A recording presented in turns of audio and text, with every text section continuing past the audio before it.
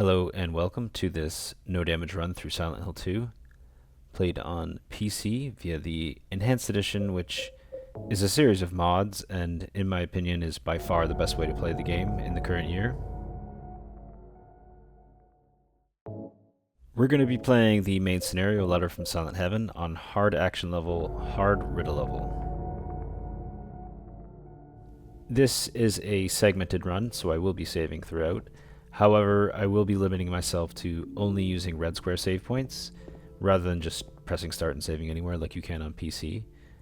And we will be skipping cutscenes to make this go by a little more quickly. And this is a New Game Plus, so the blue gem was available on the floor at the start of the game as the first extra item, and we will be collecting all of the extra items throughout the game. The goal is to get the Rebirth Ending. Why specifically? No real reason, except I just felt like it, and I knew I would be completing the whole game.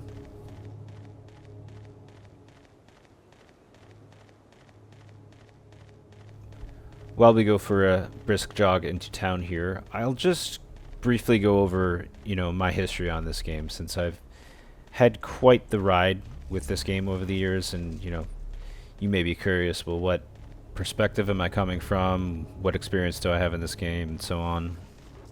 I first played this game back in 2002 as one of the earlier survival horror games I played, but not the first. But this was the first one that truly impacted me to such a high degree, and I quickly fell in love with it. It became my favorite game at the time, and to this day remains my favorite game of all time. I really fell in love with the series from there. It encouraged me to write walkthroughs for this game around that time, and then also walkthroughs for Silent Hill 1 through 4. Really played these games endlessly back in the day. Learned a lot of boss strategies. Spread around the game a little bit, not like professionally or anything, but just casually sped around. Did 10-star rankings. Basically learned everything about the game, including all the story explanations and symbolism and whatnot. Never really did anything like challenge runs back then, though.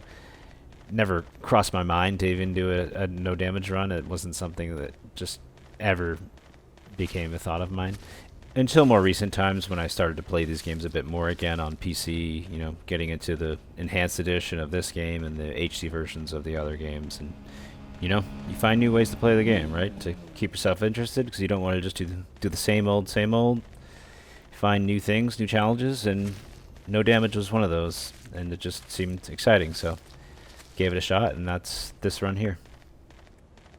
And I will say, this may not necessarily be the cleanest run in terms of routing and doing everything efficiently, because I didn't play this game at all in 2 years, I think, and then it had probably been at least like 6 years that I played this game more than once in a row. So, I've a lot of knowledge in this game over the years that I can kind of just easily slip into playing this game and play it at a pretty high level, but there are certain nuances that you just forget if you haven't played the game in a while.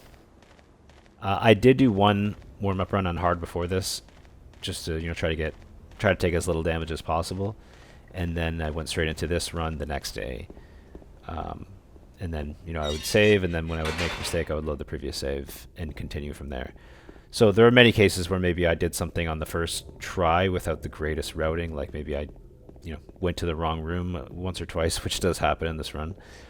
So just keep that in mind, but it certainly is a no damage run.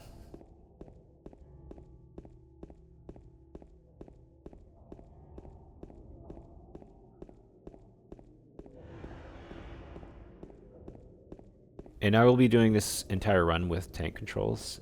Not because it's better or faster or worse or any of that, just because I prefer playing with tank controls. In my opinion, survival horror games, especially of this era with, either fixed camera angles or dynamic camera angles like Silent Hill 2, I think they should be played with tank controls. It just feels natural. There are certain strategies where 2D controls may make things a bit more easy for the average person, but I don't think there's any part of this game where 3D control is inadequate, especially with strafing, which is just incredibly effective in basically every single boss fight or key strategy. So I recommend learning it, but honestly, use what you feel most comfortable with. Simple as that.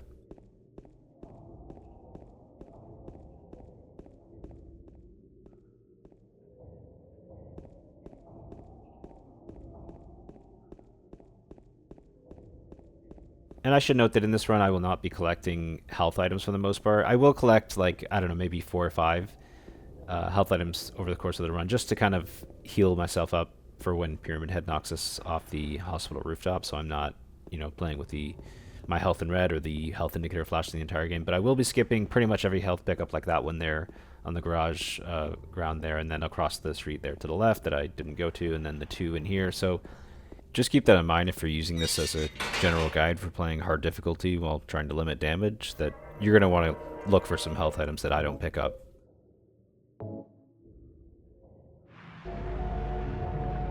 So here's our first save point, which is really not a bad save point to use, because we just spent, several minutes running into town here. It would be an awful shame to take damage on this first creature and have to start again. So no shame in using that save point.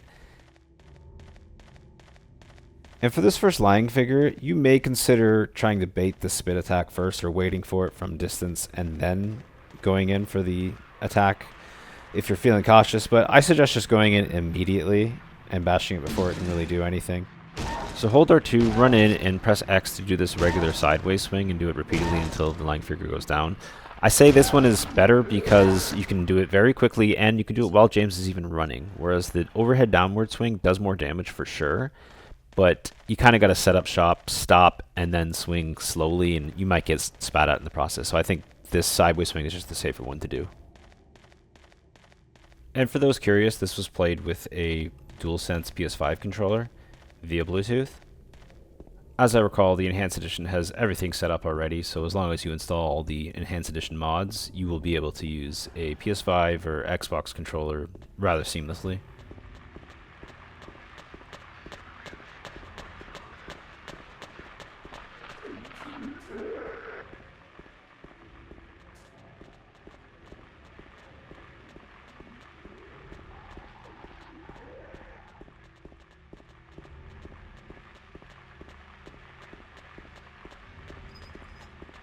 So here we're turning onto Martin Street, where we're going to be hearing a creeper going through this area. And we're going to take a wide right of this white van coming up, because if you go near it, a lying figure will dart from underneath it, and you just don't want that RNG of it bumping into you. There's the creeper right there, going past the van, going to the exact corner where we want to go. That's great. So I just decided to wait. It's just too risky to go in there and be totally exposed, leaning over, no control of your character for a second while the creeper might be going for you. And taking a wide berth around that white van again to avoid the lying figure. Still going to get somewhat trolled by this creeper here, but we are passing it right now at least, and should be off our radar soon enough.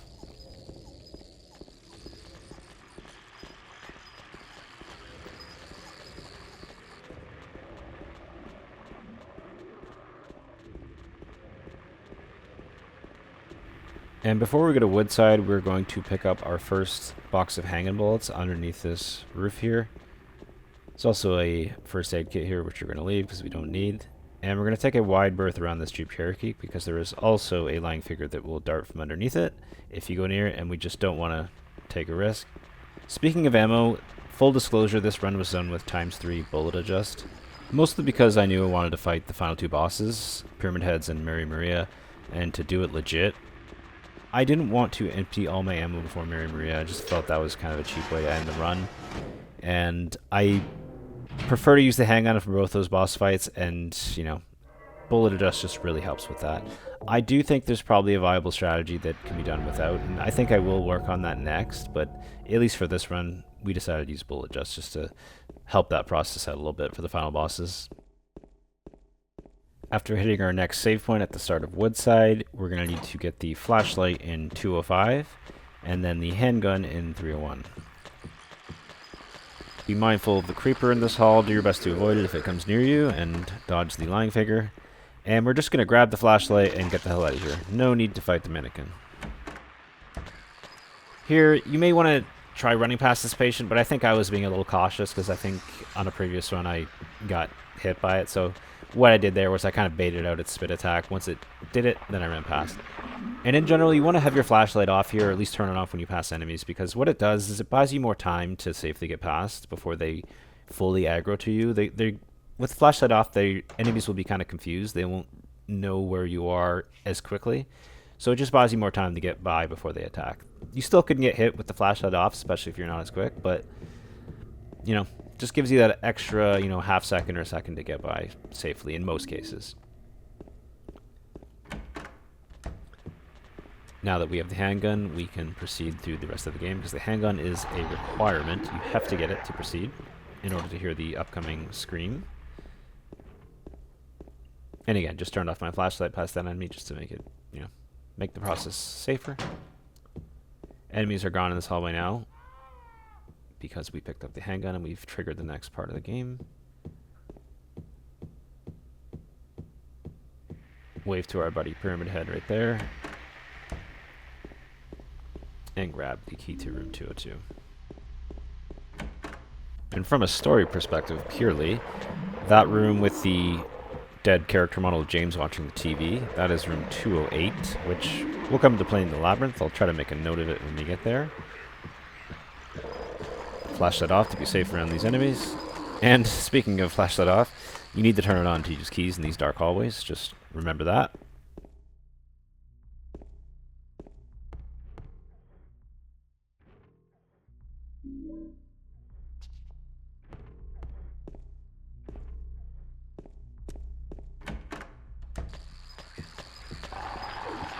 If this creeper is freaking you out a little bit, feel free to shoot it if you have some safe space between the lying figures, but I just found, in general, it doesn't tend to really be a factor.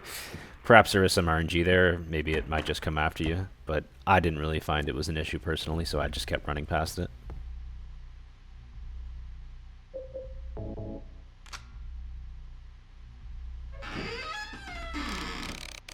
The solution to this clock puzzle on all difficulties is always 9-10. So you want to put the shorthand to 9 and the longhand to 2. Anywhere between approximately 9:07 to 9:13 will work, and you'll hear the click, so you don't have to be exact. Then you can push the clock, and we reach our next save point up ahead.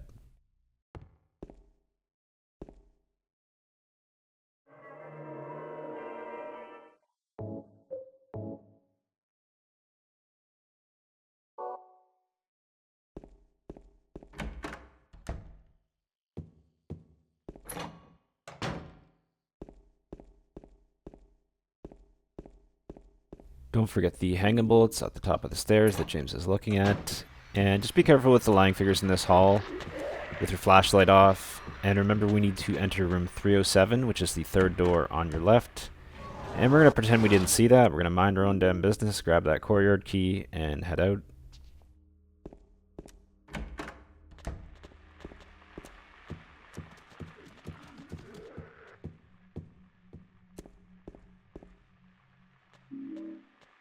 Grab the key that Laura kicked, and in the laundry room we have more hanging bullets.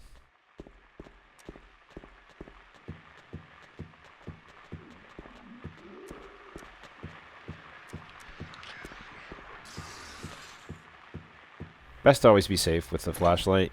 You may have heard that that lying figure did spit at us, but quite a while after we passed.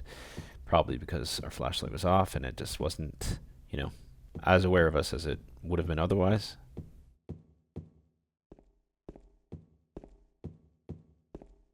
And we're going to grab our canned juice, of course.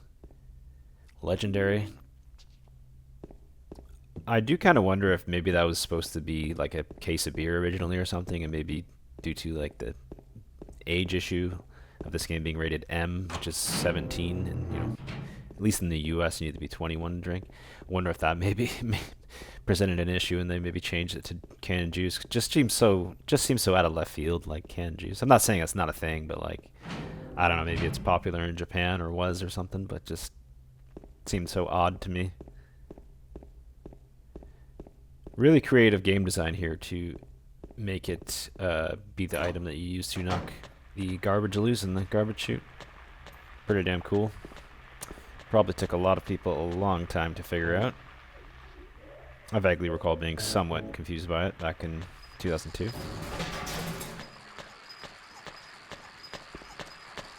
Flash that off because that lying figure is right in our face. And now we're going to go grab the old man coin that we just knocked loose and get ready for the courtyard. There's the map, by the way, of Woodside on that bulletin board. kind of useless at this point because we're nearly done.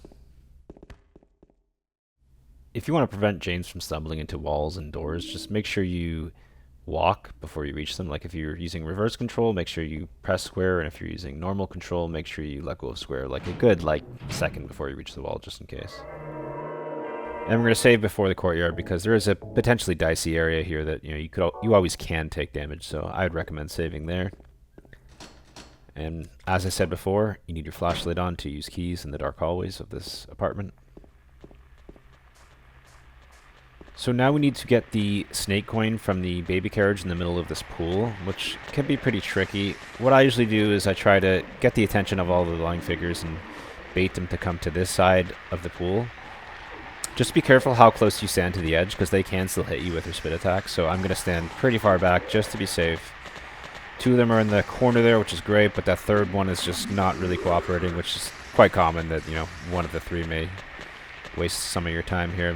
Now we're okay, so we'll run over here, drop down in, and we're going to go to the other side of the carriage to buy some more separation between the lying figures, and we're going to climb the stairs and leave.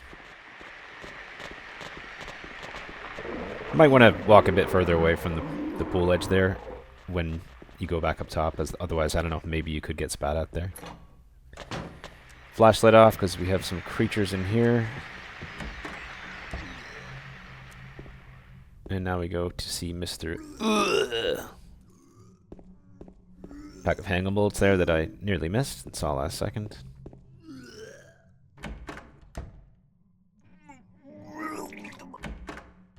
Yeah, no thanks, bro. We're good. And that wraps up our need to be in Woodside. As a side note, if you don't see Eddie, you cannot pass through room 109 in Blue Creek to see Angela. Just a little progression check that they put in the game to make sure that you saw Eddie. Otherwise, if you didn't see him until the Bolorama, maybe the game wouldn't make as much sense. If you try to enter room 109, James will just say, like, I can't open it no matter how hard I pull or something like that. And so now we leave Woodside over to Blue Creek. And we're going to start off on the right foot here by sticking our hand inside this dirty toilet bowl for the safe code. This is hard difficulty, so we're going to have to deal with some Roman numerals. VV9 is 19, XX is 20, VV7 is 17, and 2 is the final number. If you are playing on extra Riddle difficulty, you'll have some letters there, which will be the number 9 plus the number of the alphabet each letter is. So we're going to turn the dial here to 19, which is the first number. We're going to press right to the second number, which is 20, and then we're going to press left until we get to the third number, which is 17, and press right until we get to the final number of 2. And inside, our reward is 4 boxes of hang-on bullets, which is either 40 bullets with ×1 adjust, or 120 bullets on ×3 bullet adjust. So just helps you get a really good start on your hang-on ammo here.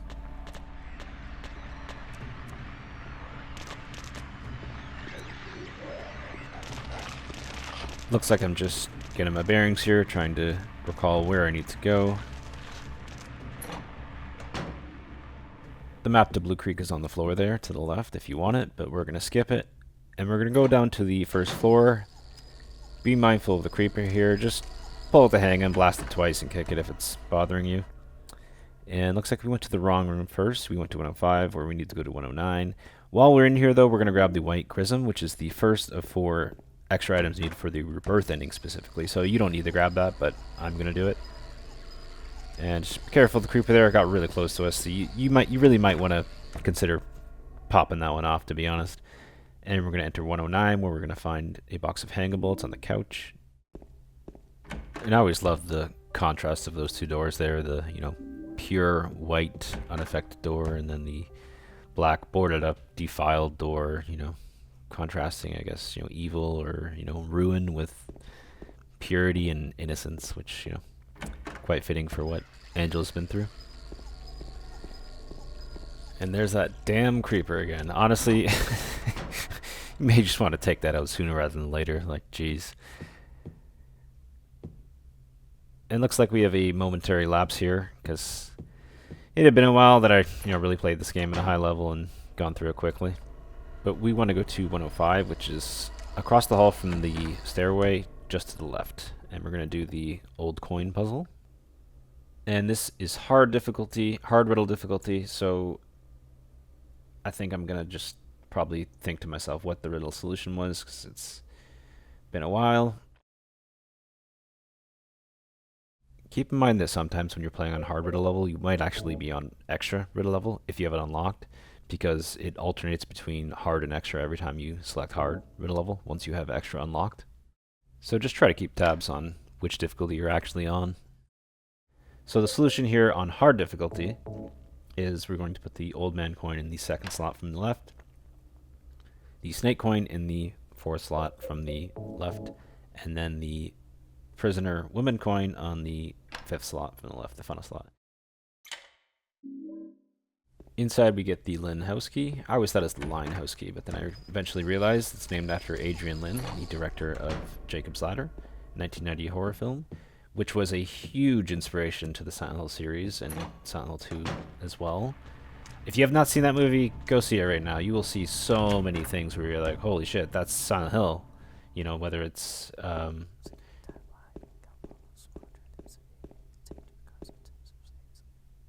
there's the infamous whisper. You know, whether it's the, monsters in bed frames, the shaking heads, that the enemies do in this game, that comes from that movie. Just a lot of inspirations that, were used in this series, because the creators of Silent Hill were huge fans of that film. Probably the biggest influence in terms of movies, horror movies, on the Silent Hill franchise. I recommend you take that save point, by the way, because we're about to fight Pyramid Head in the stairwell. Again, we're going to pretend we didn't see that. And so for this fight, you don't have to fire at Pyramid Head even one time. You don't have to attack him. But if you don't, this fight will take about 5 minutes to end naturally when the siren sounds. If you do use ammo and you shoot him, kind of consistently throughout the fight, you can end it in approximately a minute. And it takes about 45 handgun shots. So with the strat, you basically want to pump him with a clip in each corner, or anywhere from like 5 to 10 to maybe up to 15, including a reload. You can kind of safely get away with it, because each time you shoot Pyramid Head, you can see he kind of slows down, buys you more time. And then you just run across. If you just run quickly, he won't be able to get you in time with his great knife. If you're kind of slow, he may try to do an executioner swing. Otherwise, he'll try to do a swipe. But if you're quick, you won't have to worry about it. Kind of risky there. I realized last second he was about to go for a swipe.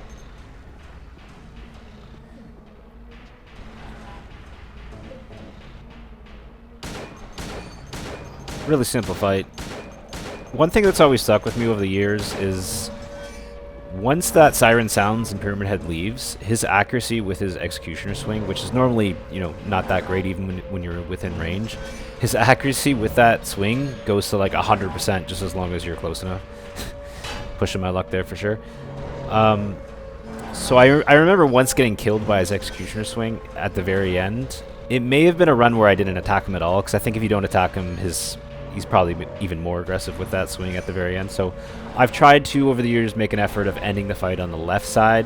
So just count off the bullets in your head so that by the time you get to like shot 40, that you fire the final like 5-ish bullets in the left corner, so that he doesn't have to go past you, so that you don't have to worry about that. I would just suggest that, because it's given me PTSD over the years, and I've never done that. I've always made sure I've accommodated for that to end the fight.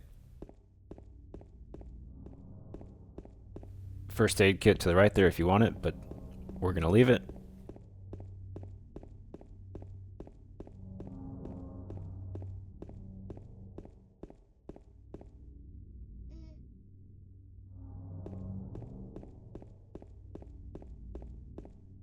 Don't forget to head up these stairs here for 2 boxes of handgun bullets. Easy to miss.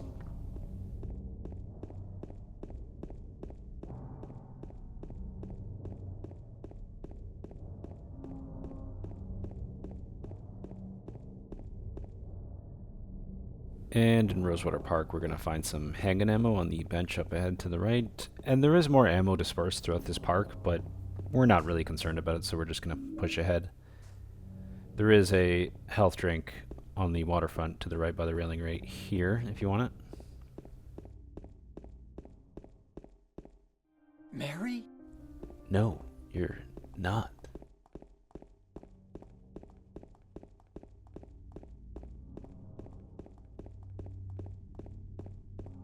So now that we have Maria, we don't have to worry about waiting up for her at any moment. It's not like Eileen in Silent 4.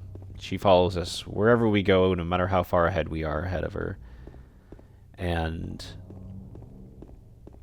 just as long as we don't kill her or let her get killed, we'll be good.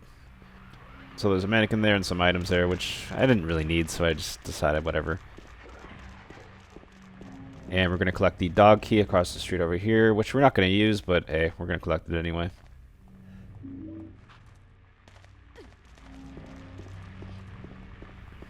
Sorry, Maria, you're in my way. What can I say? And we're going to head our way towards the gas station. And wow, okay. that was a lot closer than it should have been.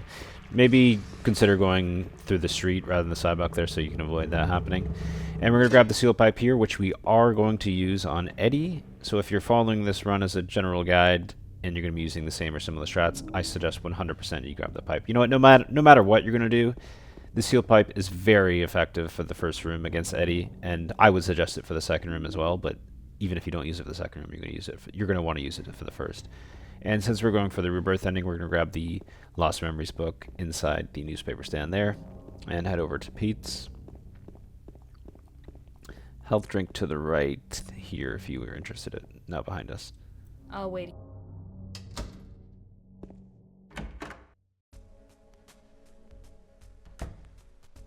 Did you find the lady you're looking for? What's her name? Mary? It's funny, I've memorized all these lines over the years. It's just funny hearing them back sometimes. All the memories you have with them. And this is optional, but I'm going to grab this box of hanging bolts all the way at the end of this alley here. Just because we're going to be using so much ammo on the final two bosses, I'm making some level of effort to get the boxes that are at least within range, right? I'm not going out of my way, really. That just takes an extra few seconds. Just helpful to have a lot of ammo.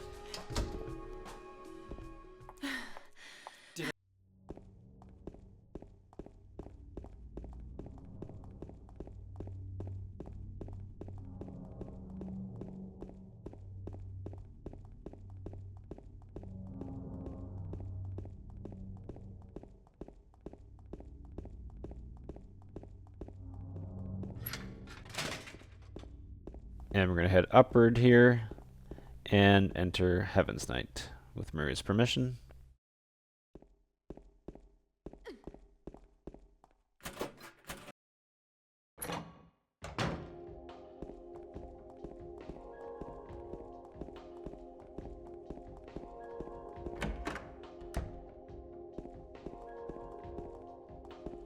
Medkit right here, which I believe I'm going to struggle to get due to being trolled by Maria here. And it's funny, I remember back in the day, like 2002, when this game was fairly new, I remember hearing rumors that you could get Maria to do like a strip dance for you if you examine the pole on the stage enough times. Just funny the things that you would hear back then. Yeah, I guess it could be the same now, but back then there wasn't, you know, social media that you could kind of maybe more quickly verify whether something was true or not. And I remember that being a little rumor for a while that people didn't know it was true or not, and obviously it wasn't. Feel free to grab the map of the hospital on the bulletin board, but I'll be skipping it because I don't really need it.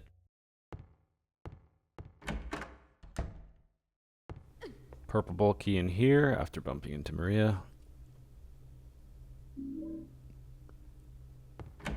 And this is a good point to save as you prepare for basically the entire hospital ahead.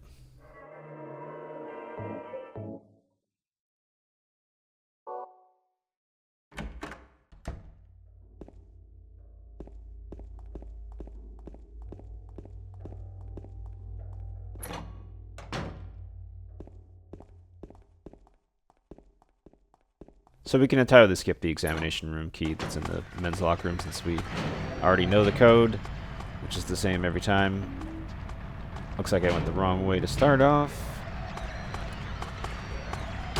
Be very wary of the nurses because they are extremely dangerous. The most dangerous regular enemies in the game, in my opinion.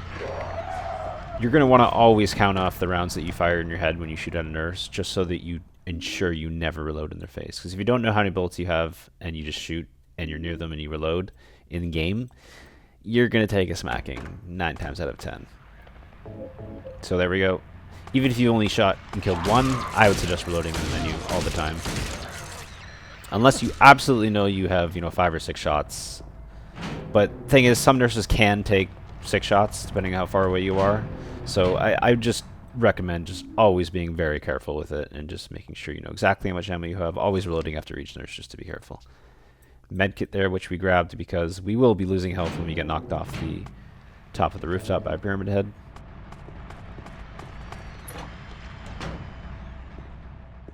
You will need the Lapsaki in room M2, and there's also some shotgun shells there, which will be useful for the Flesh Lips boss fight. And we're done with the second floor. Just be very mindful going through doors when you may have enemies on the other side of them. I think I just took an extra few seconds to just think what I was doing there. It had been a while, folks.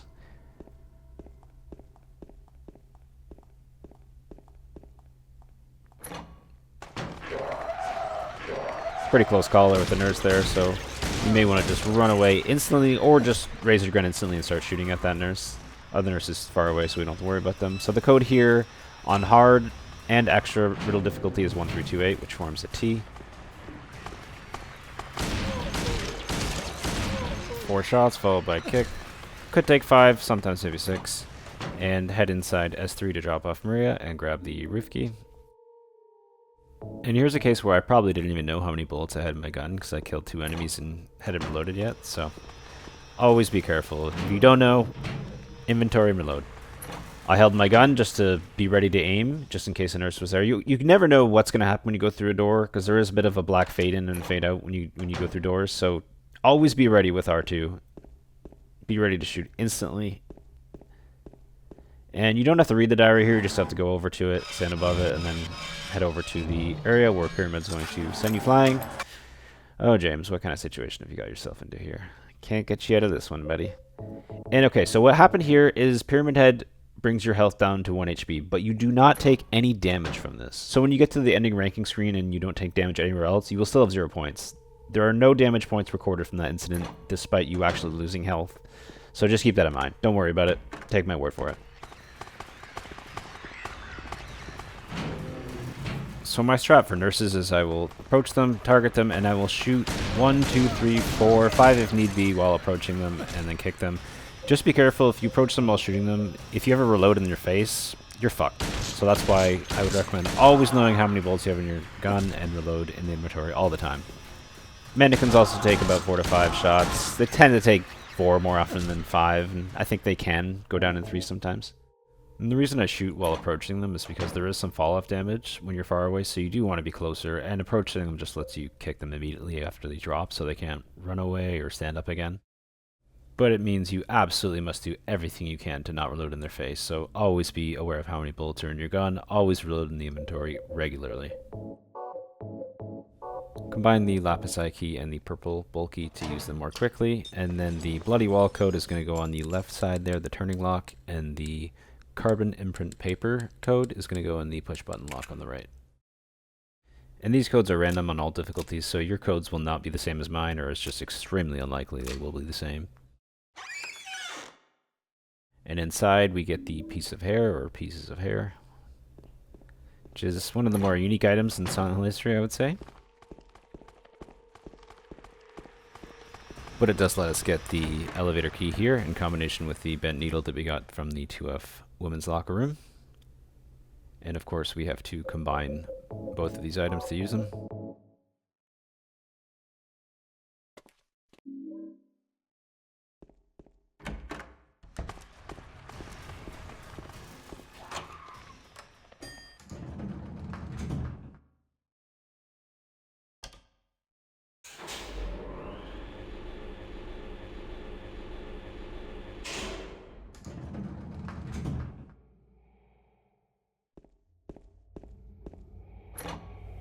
Before the Flesh Lips boss fight, let's head into C3 and grab the shotgun shells in this room to make sure we got enough.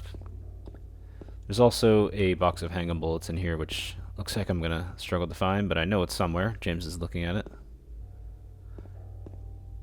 And there we go. Gotcha.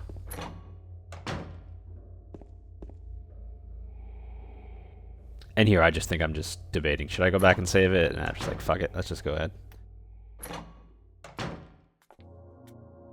The Flesh Lips boss fight is not particularly difficult to no damage. So, okay. Using 3D controls, we're going to strafe out of the way and try to get a safe distance away from both the Flesh Lips and aim our shotgun up. Make sure the shotgun aims up before you shoot, or else it won't hit. And if you're too far away, sometimes it will miss anyway, so just try to be mindful of that. They can't be too far away, but you don't want to wait till they get too close. You can be fairly aggressive with it. You can wait till they get pretty close before you have to worry about them attacking. And the most common attack is they're going to go above you and then strangle you with their disgusting feet. Just as long as they're not like hovering just about above you when you fire a shot, you should be okay. Shotgun does have a long recovery time after a shot, so don't take too many risks with it, but you can be fairly aggressive as long as they're, you know, a decent distance away, because the shotgun does blow them back quite a bit. So as long as they're not basically right, you know, above you within close range, you should be okay to take another shot, but don't push it too much. Just keep strafing around the room, look for your opportunities. When you're distance from them, shoot them, wait for the shotgun to go up. Reload in the inventory when you're not sure exactly how many bullets you have. Count off the bullets in your head. Be safe. Sometimes you can hit both Flesh Lips with one shot, as I did there. A bit lucky.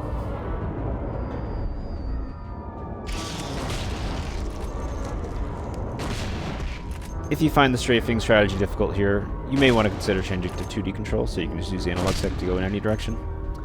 And now that one Flesh Lip is dead, it gives us a bit more time and space for the second one. Again, just wait for the shotgun to raise. There I was a little aggressive. See, you can get away with it though, right? It didn't even try to initiate its attack. The only other attacks the Flesh Lips can do is a fairly unique attack, which is a lunge attack, where they kind of throw their bodies towards you when they're facing head-on. They will rarely do this attack, but I think they'll do it once in this fight. One of them does, the final one there. So once you kill the 2 initial Flesh Lips, a third one will come down from the ceiling. And I'll note that an interesting happened to me on the practice run before this. So normally you kill the first one, then the second one, then the third one comes. For some reason, I hadn't even killed any of them yet, and the third one came down, and I was fighting 3 Flesh Lips at the same time. There you go. There's the lunge attack right there. It lunged towards me. Just be mindful, if they're facing towards you, they may do that attack. So it's kind of always better to be at an angle where they're coming side by side you. And there we go. Pretty simple fight. This is where we'd use the blue gem for the first time if we're going for the UFO ending in the garden out here.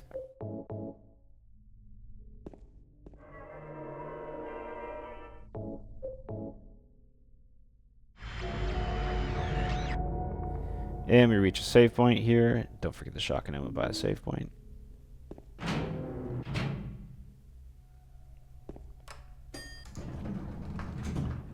So the goal of the hospital is to find the 2 rings that we will need to escape the 3rd floor patient wing hallway.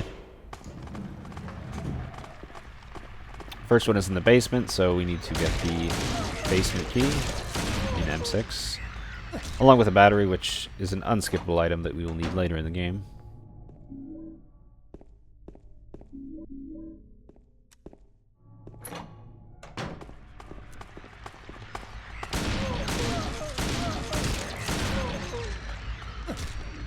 I suggest having your flashlight on to shoot nurses just so your accuracy is improved, because your accuracy goes down quite a bit when the light's off. You can try your luck running past them, but I think it's just way too risky with the nurses in this game. In Silent Hill 3 you can do that, no problem, but the nurses in 2 are so aggressive and just so dangerous that I suggest killing all of them that are in your way.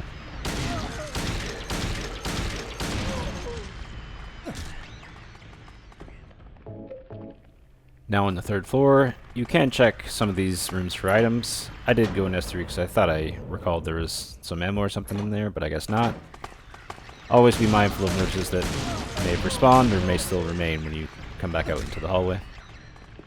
And especially when you go through the double doors to each wing, or especially to the employee wing, just always be ready to shoot. There we go, I was even over-eager to shoot. Better to be safe than sorry. There can often be enemies right beside that door, so always be prepared to shoot immediately. At least hold R2 and get your gun ready, just in case, because if there's an enemy beside you, it might be too late sometimes.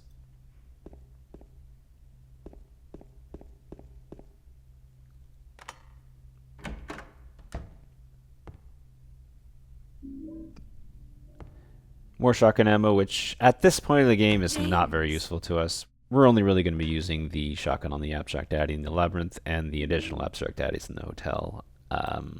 Maybe a few occasional enemies here and there, but really not an important weapon from this point on.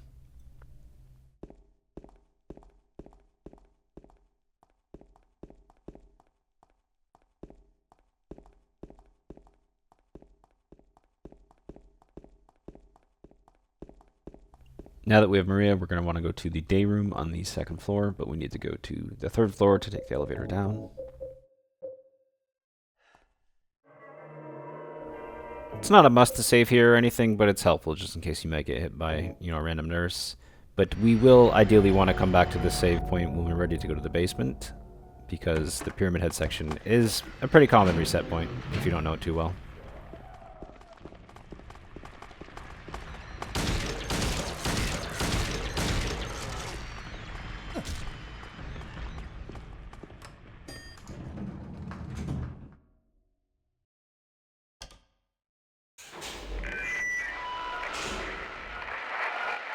And this is the Trick or Treat elevator voiceover.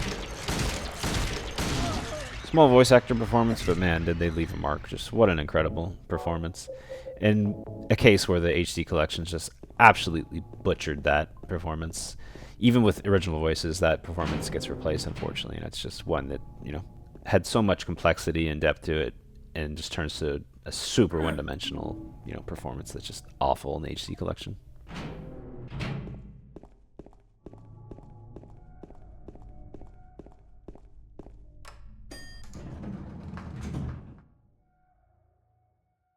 Now that we're the big man around here and we have both rings, we can insert them on the Lady of the Door.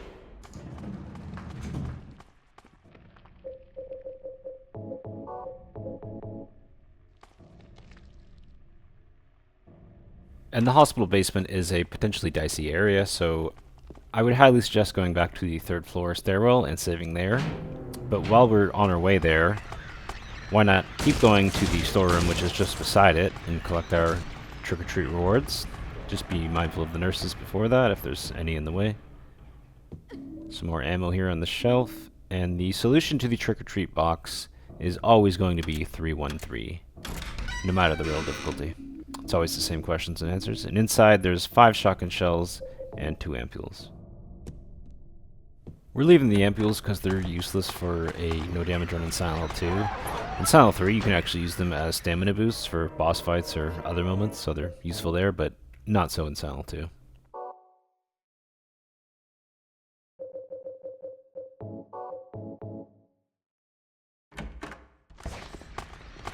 Perhaps we took some risk by running by that nurse the first time because it opened us up somewhat to an attack there when we came back out there, so just always be aware that there's risks you take by not killing enemies sometimes.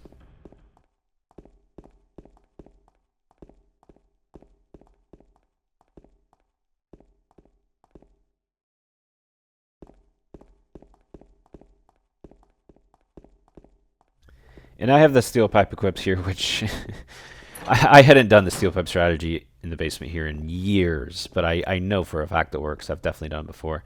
So Pyramid Head is going to enter the scene once you get just around this corner, right about here. So you're going to want to go towards Pyramid Head. If you're using the pipe, you can attack him right here. I would highly suggest don't even bother with the pipe. I'm going to switch to the handgun in a bit here, just because I realized it wasn't slowing down Pyramid Head as much as I wanted to. It barely slowed him down. He already attacked Maria right there. So I suggest using the handgun. I'm going to give up on it right about now. Again, I only did this one time, so I kind of wish I did it again, so I didn't waste my time with steel pipe. But pump him with 10 bullets, and you see how much he slows down there, and that makes him unable to attack for a certain amount of time. I would suggest running to the fence window area. Again, I was already kind of dealing with a compromised run here after wasting time with the pipe, so I was a little cautious, pumped 10 bullets into him before the fence window. But I'm gonna empty another clip into him one more time here at the fence window. Honestly, you can absolutely get away with doing it twice. You could probably even do it just once, actually. But if you want to be safe, I'd suggest pumping him with bullets at that initial corner and then at the fence window area if you're flawless. If you hit a wall or something, you may want to pump him again. just in general, make sure you let go of the run button to avoid hitting walls as much, or press the walk button if you're using reverse run controls. And that kind of takes me back to a glitch I one time experienced where Pyramid Head came around that first corner ahead of Maria. I think I may have bumped Maria, and so she got pushed back, and then so when Pyramid Head appeared, he appeared in front of her, and I think he's coded to always go towards the elevator. So he was running towards me, actually. He wasn't even walking. He was running towards me, and I just kept running, made it to the elevator easily, no problem. So if that glitch happens to you, just don't worry, keep on running. I can never get that glitch to reproduce, though, no matter how many times, even if I tried to push Maria manually, so, yeah. I believe it is technically possible to do that hallway flawlessly, and you won't have to shoot Pyramid Head at all. I can't remember, it's been a while that I attempted it, but it's just really difficult to do, so I would highly suggest shooting Pyramid Head at least the one time. Definitely do it twice just to be safe if your pathing is not, is not perfect. And you can save by the exit of the hospital inside, but I'm not going to bother since the streets are not really a dangerous place, at least in a no damage run, because we're going to be running past everything. In a 10-star run, it's more dangerous because you're going to be killing a lot of enemies in the streets, but I'm just going to be running past everything here.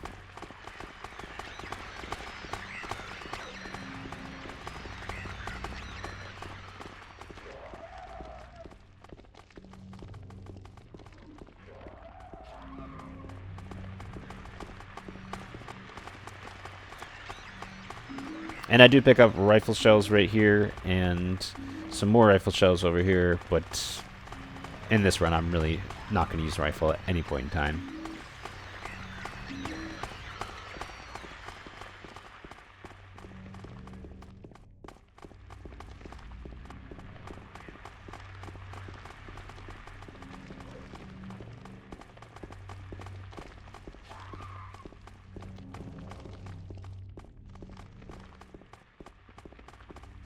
We're going to take a right onto Munson Street and a left onto Saul Street.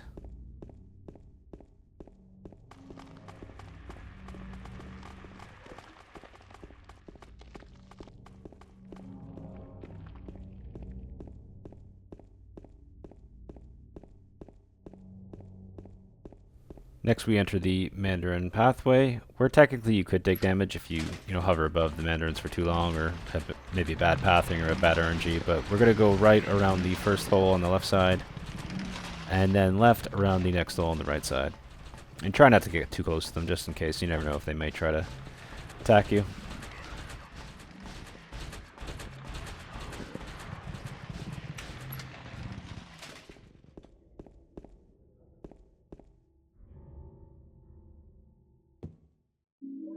I'm going to grab the hyper spray here, but you don't really need to, but I guess this is a decent point to save. Not that there's really any particular risk after this, but hey, we'll take it. Med pack there. More shotgun shells that we really do not need.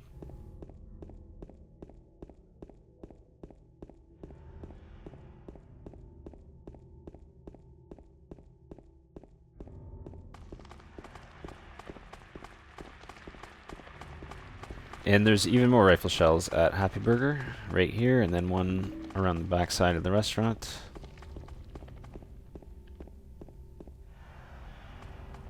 Along with a med pack. No thanks. There's also a health drink to the left right there, but I'm going to ignore it. I'm allergic to health drinks.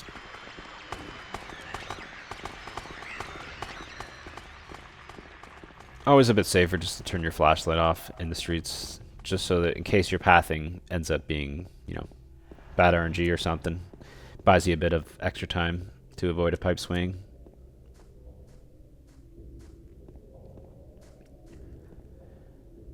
Do not forget the wrench. And I hesitated here and then read the letter because I couldn't quite remember if you needed to read this memo to be able to dig behind the praying woman statue. I thought I recalled that if you didn't read it, you couldn't dig, but that was just a false memory. I verified after. You do not need to read the letter. You can just grab the wrench and go. That's all you need.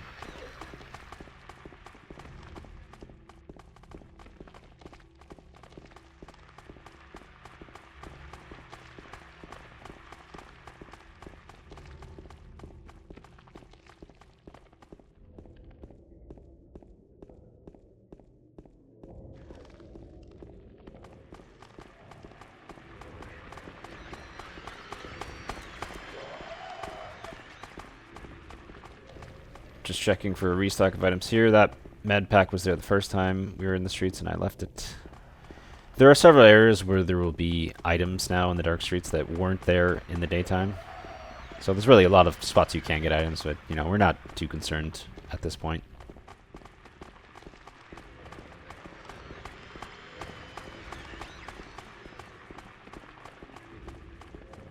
And now we approach the door that wakes in darkness, opening into nightmares. I always thought that was a really cool door, because the first time you find it, it's like, what? What does this mean? Door's locked? Okay.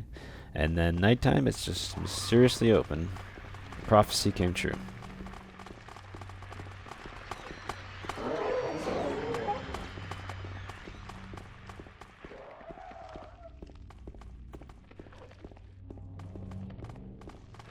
And as I recall, I'm going to do something really stupid here. I'm going to get really close to this nurse. Even with my flashlight on, it's going to swing. It's going to miss, but that's an unnecessarily close call that I really didn't have to take.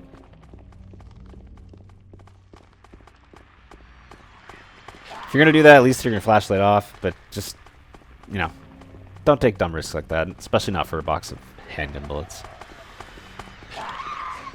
A nurse is also in that spot where there was items, and I think there's been a resupply as well, but we're going to ignore it for now.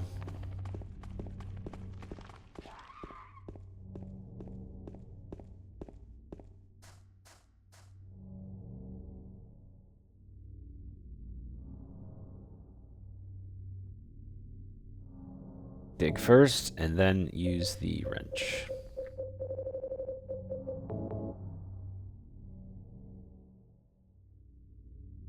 And inside we will get the old bronze key, which is not looking very bronze anymore because it's all patinaed and, you know, it's looking green.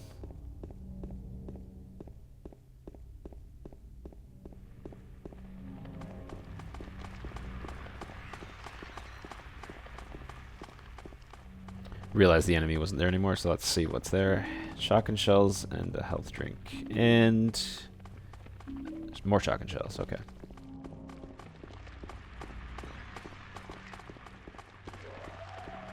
As an interesting bit of information, you may or may not experience mannequins flying from off-screen and land on the road here on the way to the Historical Society. You're probably more likely to witness this in the daytime, especially if you go to collect the rifle shells at the end of Nathan Avenue at the west end. Just a very interesting phenomenon that, yeah, you're probably more likely to see in the daytime, but you can witness it at nighttime as well, where the mannequins just get flung out of from nowhere onto the road, and it's just very odd, but can certainly happen. And a dumb thing that I've always done over the years, which I'm doing here and will do the rest of the way, is I will position myself when I'm running so that one shoe hits the grass, one shoe hits the, you know, pavement sounding area, so the sound call kind of alternates back and forth, which is just a dumb thing I've done, and, you know, no need to risk it, though, by going too close to a nurse like I am doing there. And there we go. The dumb little things you pick up in the game when you play it for so long. Don't take stupid risks like me, though. Just do your own thing. And there's a med pack there that we're just going to leave. No real need to risk it. We're not going to use it anyway, so whatever. And now we arrive at the Historical Society. No idea what I was looking for there by going past it, but anyway. Now we reach the next save point.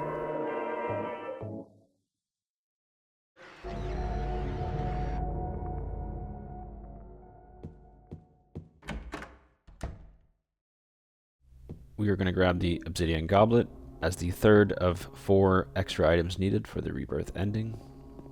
You don't have to. Do what you want. Go for whatever ending you want to go for. But we're getting it.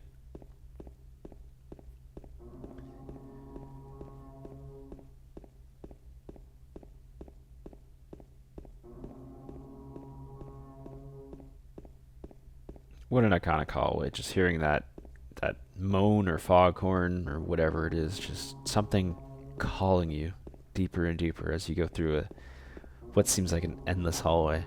Just beautiful as James starts to enter the confines of his own internal abyss, the abyss of his consciousness, the abyss of his soul.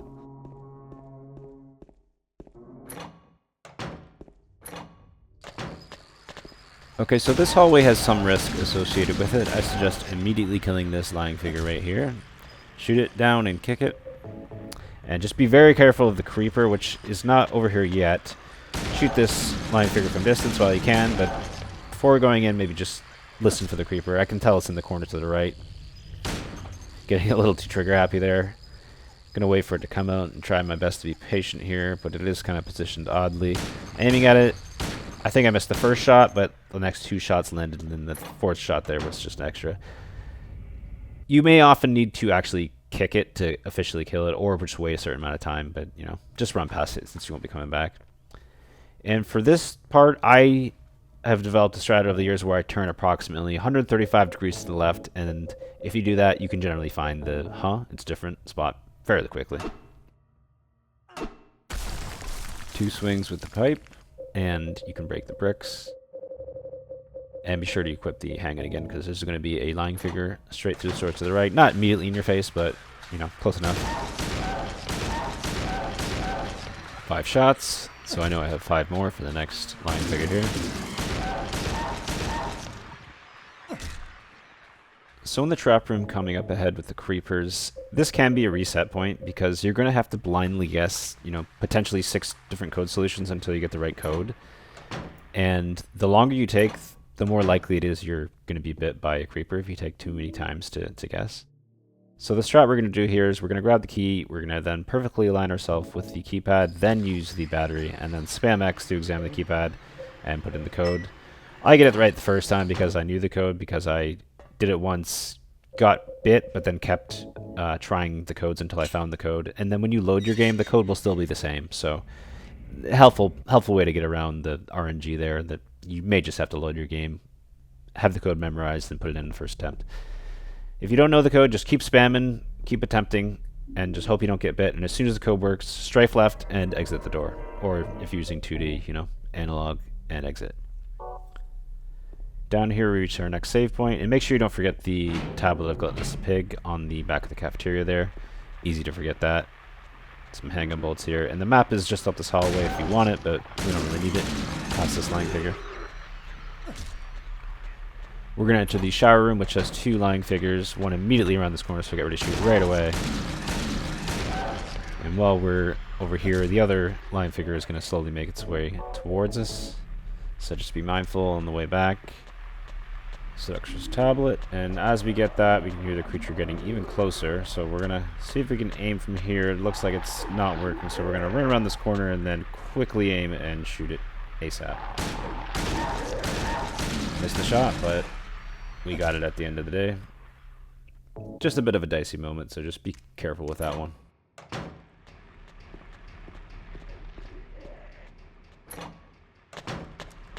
Just make sure you don't walk close to the cells here, because there are lying figures in some of them, and they can spit at you.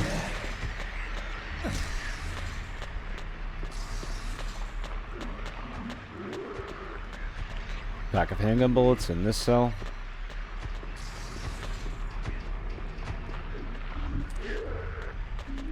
And we're going to need this wax doll in this open cell over here.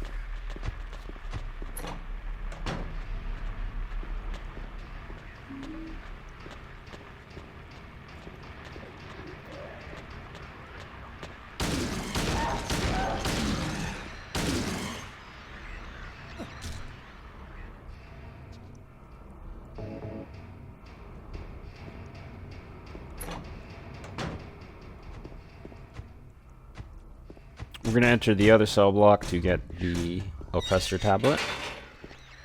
And I always thought this was neat, that the door locks in front of you as some sort of symbolism, implying that James deserves to be in prison, doesn't he?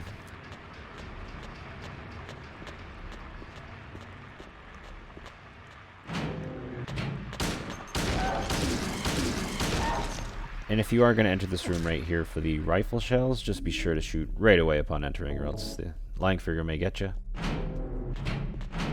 As a side note, each of the tablets represents one of James, Eddie, and Angela.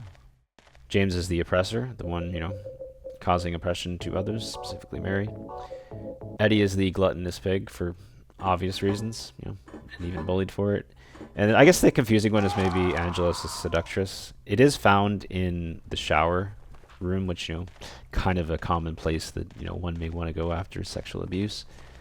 And as creepy and fucked up as it sounds, maybe in some ways Angela was a seductress to her father. The way he looked at it, at least. Keep in mind, these creatures will respawn when you go in and out of these rooms, or they may, so... On hard difficulty, creatures respawn all the time. Just be very careful of that. Never assume that a room will be clear just because you previously cleared it. There's the map if you wanted it. Keep in mind that you actually can't draw your own map in the labyrinth if you don't grab the prison map, so if that's a concern for you, just grab the prison map right there. Otherwise, you may regret it. Med pack in there, which I'm going to skip, but we will need the lighter on the other side.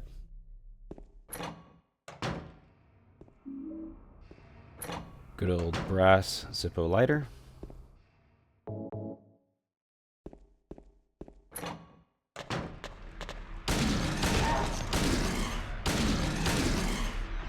So be careful in here, there's going to be a lying figure, and this lying figure can actually respawn when you come back in it. There's a health drink by the door, and there's also an ampule by the sink there. Hanging ammo there, more ammo on the right here, and underneath the rifle. We're not going to use rifle in this strat, so we really don't need it, but yeah, we got it.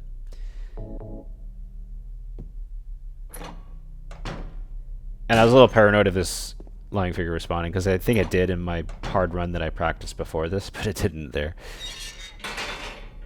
And we're going to combine the lighter, wax doll, and horseshoe to make a handle here. Kind of interesting how that Zippo actually has fluid in it, because for anyone who knows how Zippos work, you really have to fill them every, you know, like 1 or 2 weeks max. Otherwise, the fluid in the cotton inside just dries up, so... It doesn't really make sense for a lighter to be sitting around to be filled, but hey, it's a trope that you see in games and movies all the time.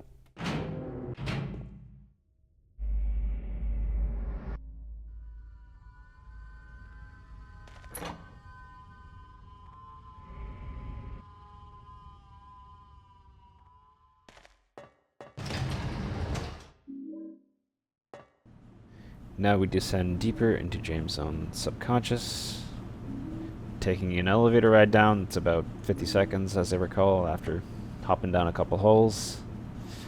And then we somehow end up at lake level after this, don't we? Interesting, isn't it?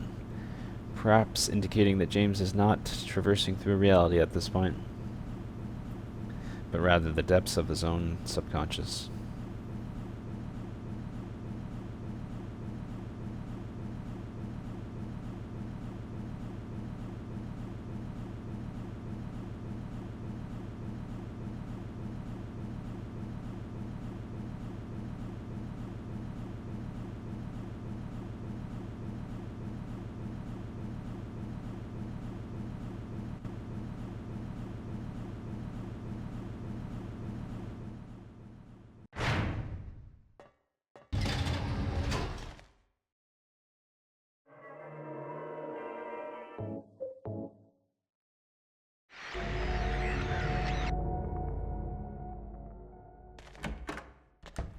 Here I will first be getting the Great Knife in Pyramid Head's lair, because at this point in time I planned on using it for Eddie, and I did actually try it on Eddie, but it just didn't work out. But if you want to get the knife, follow this pathway, take a left here down this ladder, take a left here, go up, take a left to the door here. If you go the other way, if you go down, you'll bump into Pyramid Head, and he'll be glad to poke you with his spear.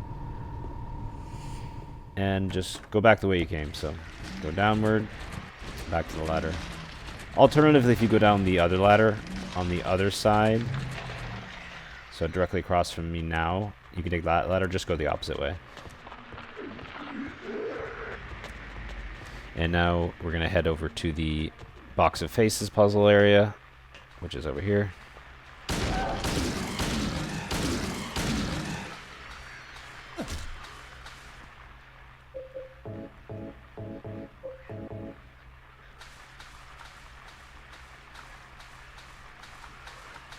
As I said before, if you don't get the prison map, James cannot draw his own labyrinth map. So if the labyrinth is still somewhat confusing to you at any point, get the prison map. But it's pretty straightforward. pretty much the easiest path is always the right one in the labyrinth.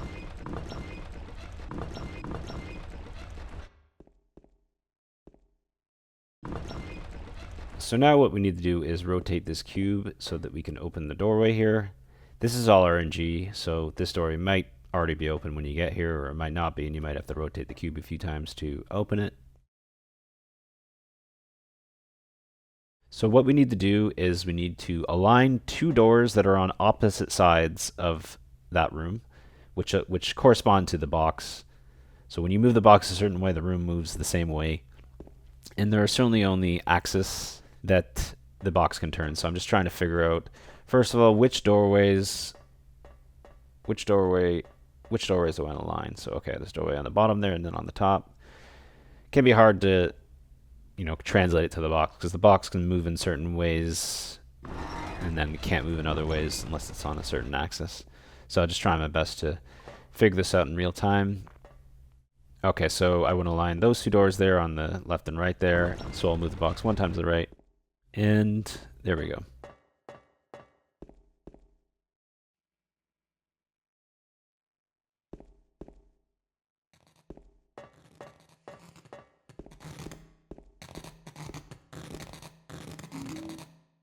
Someone so kindly left us a wire cutter, so we'll take it and not question it. Thanks, Pyramid Head, I guess.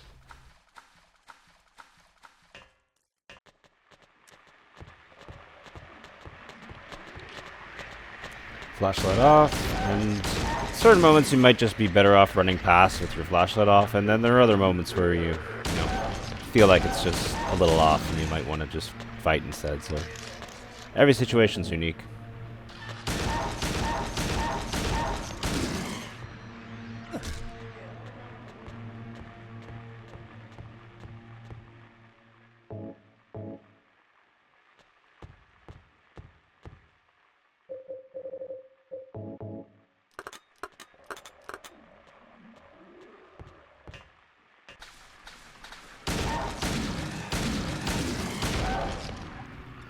Shoot that line figure off screen.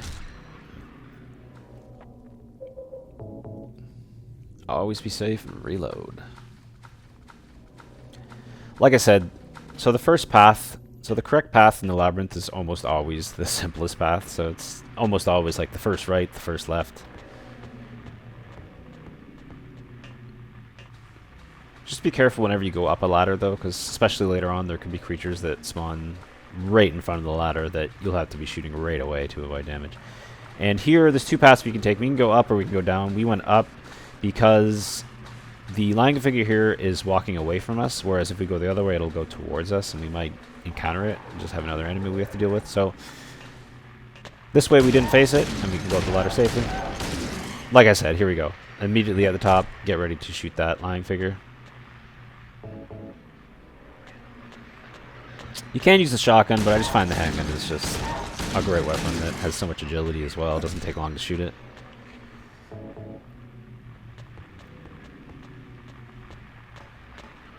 Lying figure to our right, but we don't need to go that way. Get ready to shoot this lying figure right away, and then there's another one around the corner. Well, it's quite a distance away, I guess. Around this corner, actually, yeah. So we need to take a left here to advance. Make sure we reload first.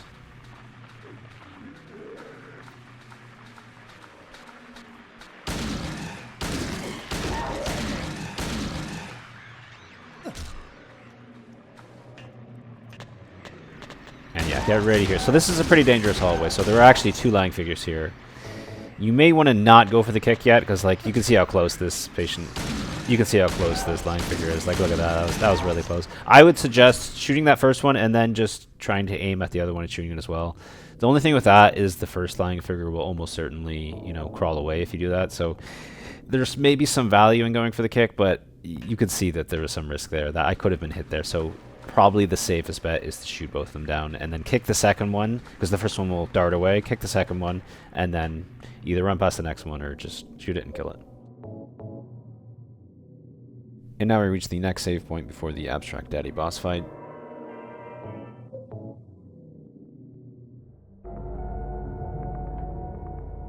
I'm going to be using tank controls here. You may consider changing to 2D. It might be easier, but I find the 3D control is just fine.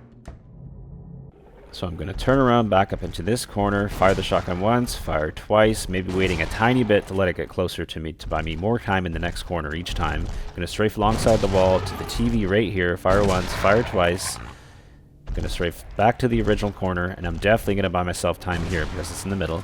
Gonna wait before that second shot. There we go, fire. This will buy me more time in the next corner, and it cannot bite me anyway immediately after it stands up, so I have the time to do so.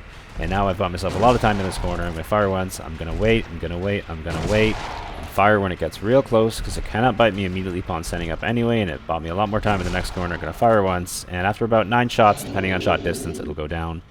And the key part to the fight is really letting the abstract Eddie get closer to you before firing that second shot, because if you just fire at it as quickly as possible and knock it down, near the middle of the room, when you run to the next corner, it'll start so close to you that you won't have enough time to get off 2 shots before it reaches you and bites you.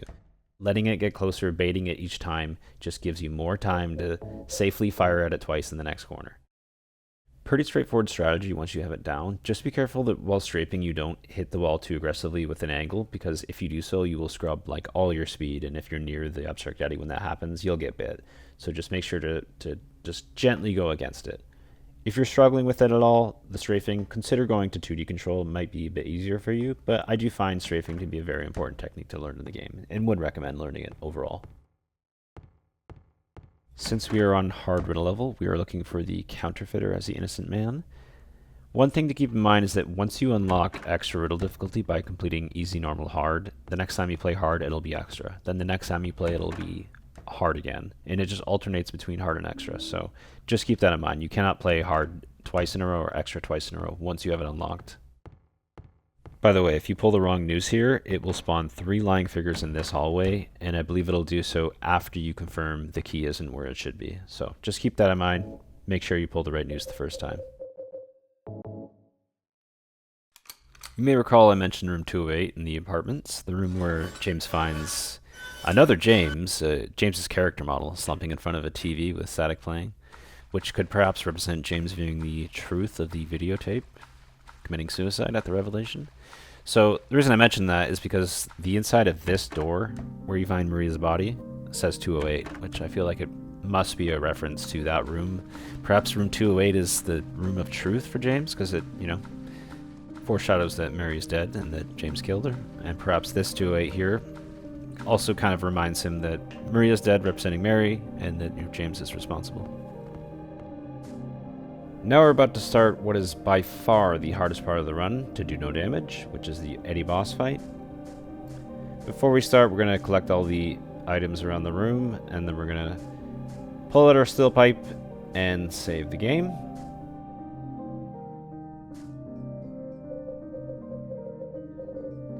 So the steel pipe is pretty much automatic in the first room to easily just hold R2 and X firmly, and James will do the overhead bash just immediately at the start of the boss fight, and he'll bash Eddie repeatedly. He'll keep running into the pipe, getting hit, and then he'll leave.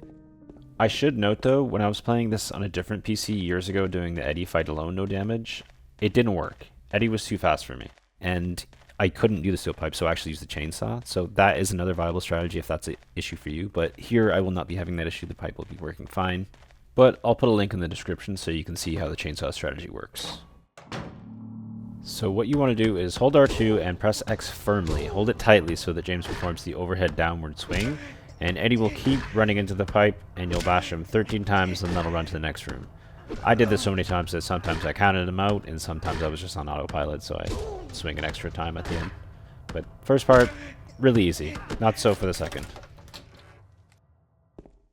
And in the second room, we're going to start off by dodging behind this meat bag immediately by strafing, kind of seeing what Eddie does, and when he runs in, run to the middle of the room and go behind this meat bag specifically, the one in the middle of the room, which we're going to use as our setup for the entire fight, or at least until Eddie gets scared towards the end. And we're going to hold R2 to target him, and we're going to try to get him to come in, go for the punch. He's going to punch. As he punches, step back and you will dodge it. Very easy to do. Immediately after you dodge, go right back in, and we're going to pipe thrust. Specifically the thrust. Do not pipe bash. Pipe thrust only. And then we're going to sidestep behind the meat bag, and he's going to enter this kind of frozen state where he kind of looks at you dumb. Whenever he does that, he's either about to shoot you or he's very likely to. So what you want to do, what you need to do is create separation between you and Eddie. So we're going to do that by sidestepping behind the meat bag that is right beside us. If it's not beside us, we're very likely to get shot, so be cautious. Bait him to come in. When he goes for the punch, step back. Go forward, thrust. Now, you don't have to go forward before you thrust. You can thrust right after you dodge without moving forward, and you will still hit Eddie probably 8 or 9 times out of 10, but there is that 1 or 2 times out of 10 that you might just be too far. So I find stepping in kind of guarantees you hit him. It also kind of buys you more time. That extra step you take to step inward, while you do that, he's turning away, so that by the time you do hit him, he has to turn all the way back to look at you again. So it might buy you another, fraction of a second where he won't be raising his gun immediately. So gives you more time to get behind the meat bag. So just nice little bonus there. And the reason we're doing the pipe thrust and not the pipe overhead swing, the bash, is because, okay, so the bash absolutely 100% is the more damaging attack. It'll finish the fight more quickly if you do that. But I just found whenever you do the bash, it pushes Eddie backwards and he gets a lot more aggressive, and it's very, very difficult to retain this strategy looping around the meat bag if you do that bash attack. You might be able to do it a little bit, but it's just so unpredictable, and he may shoot you immediately, and it's just hard to retain this setup. Whereas this setup here with the pipe thrust and moving, you can see how easy this is. Like, does this look difficult to you? I don't think so. It's very safe. It's pretty much automatic. Once you learn it, it may take a little bit to learn exactly how to do the timings, but once you learn that, this is automatic, to be honest with you, this portion of the fight. Whereas if you try to bash him here, he's just harder to control. So it will take longer to do pipe thrusts as opposed to bashes, but it's frankly the safer strat, which is easier to do in my opinion. Keep R2 down so that you're always aiming at him, so that when you sidestep, you have him locked on, and then just press R1 to sidestep behind the meat bag. And be cautious how far away you get from the meat bag. If he kind of pushes you far out and you dodge and you're really far from the meat bag, you might want to just bail and strafe immediately back to the meat bag. Otherwise, you could be in a really bad position where he could shoot you. Okay, so now we advance to the next part of the fight. This part is difficult. I'm not going to lie to you. This is the tricky part of the fight, where you're very likely to take damage if you don't play it smart. So I'm being very cautious here, running from meat bag to meat bag. I'm always trying to make sure I have some level of cover if he decides to pull out his gun at any point in time, because that's the risk here. You do not want to be caught in no man's land, not near meat bag, when he raises his gun, or you are fucked. Okay, he's raised his gun, so he's exited scared Eddie state. He's back to aggressive Eddie state, so he will pursue us. Similar to before, hide behind the nearest meat bag, wait for him to approach, step back, R2, press X tightly to perform the overhead downward bash. Why the bash?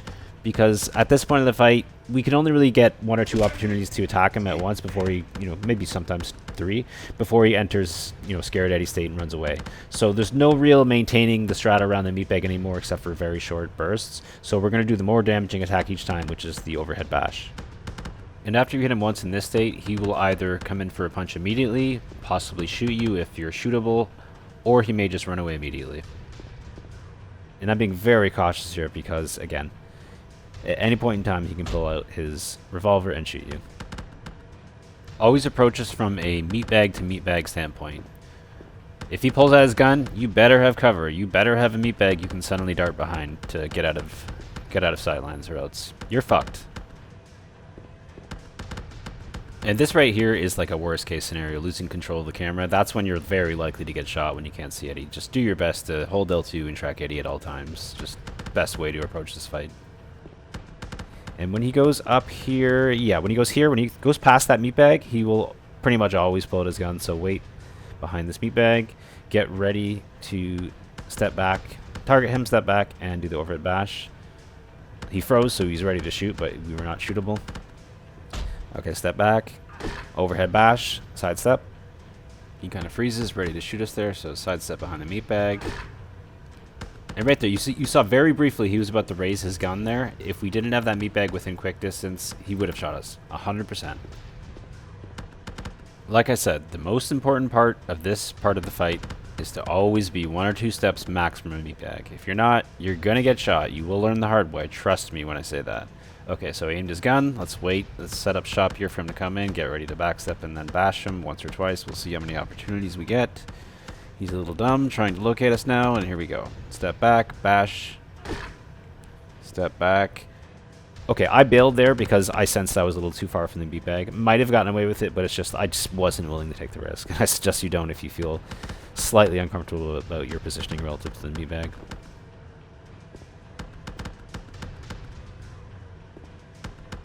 Just being really cautious because you can imagine the pain of getting hit at this point in the fight. It's really tough. Okay, so he's making his way this way. He's going to go past that meatbag. Yeah, okay, so he will aim at us now. So we're going to set up shop here, wait for him to exit scared state and enter aggressive state, approach us, bash his head in, and then sidestep behind the meatbag. Back, bash his head in, sidestep the meatbag. Okay, right there. See how he aimed his gun immediately? If I was not 1 or 2 steps away from that meatbag to dodge behind it, he would have shot me. 100% all day, every day. Never be more than 1 or 2 steps from a meatbag after you hit him. Otherwise, you will learn the hard way. Trust me. If there's one lesson I can give you from this entire fight, it's that. Always have a meatbag within 1 or 2 steps max. You always have to plan your exit. If you don't, you're gonna get your ass shot. Simple as that. Let me tell you from experience.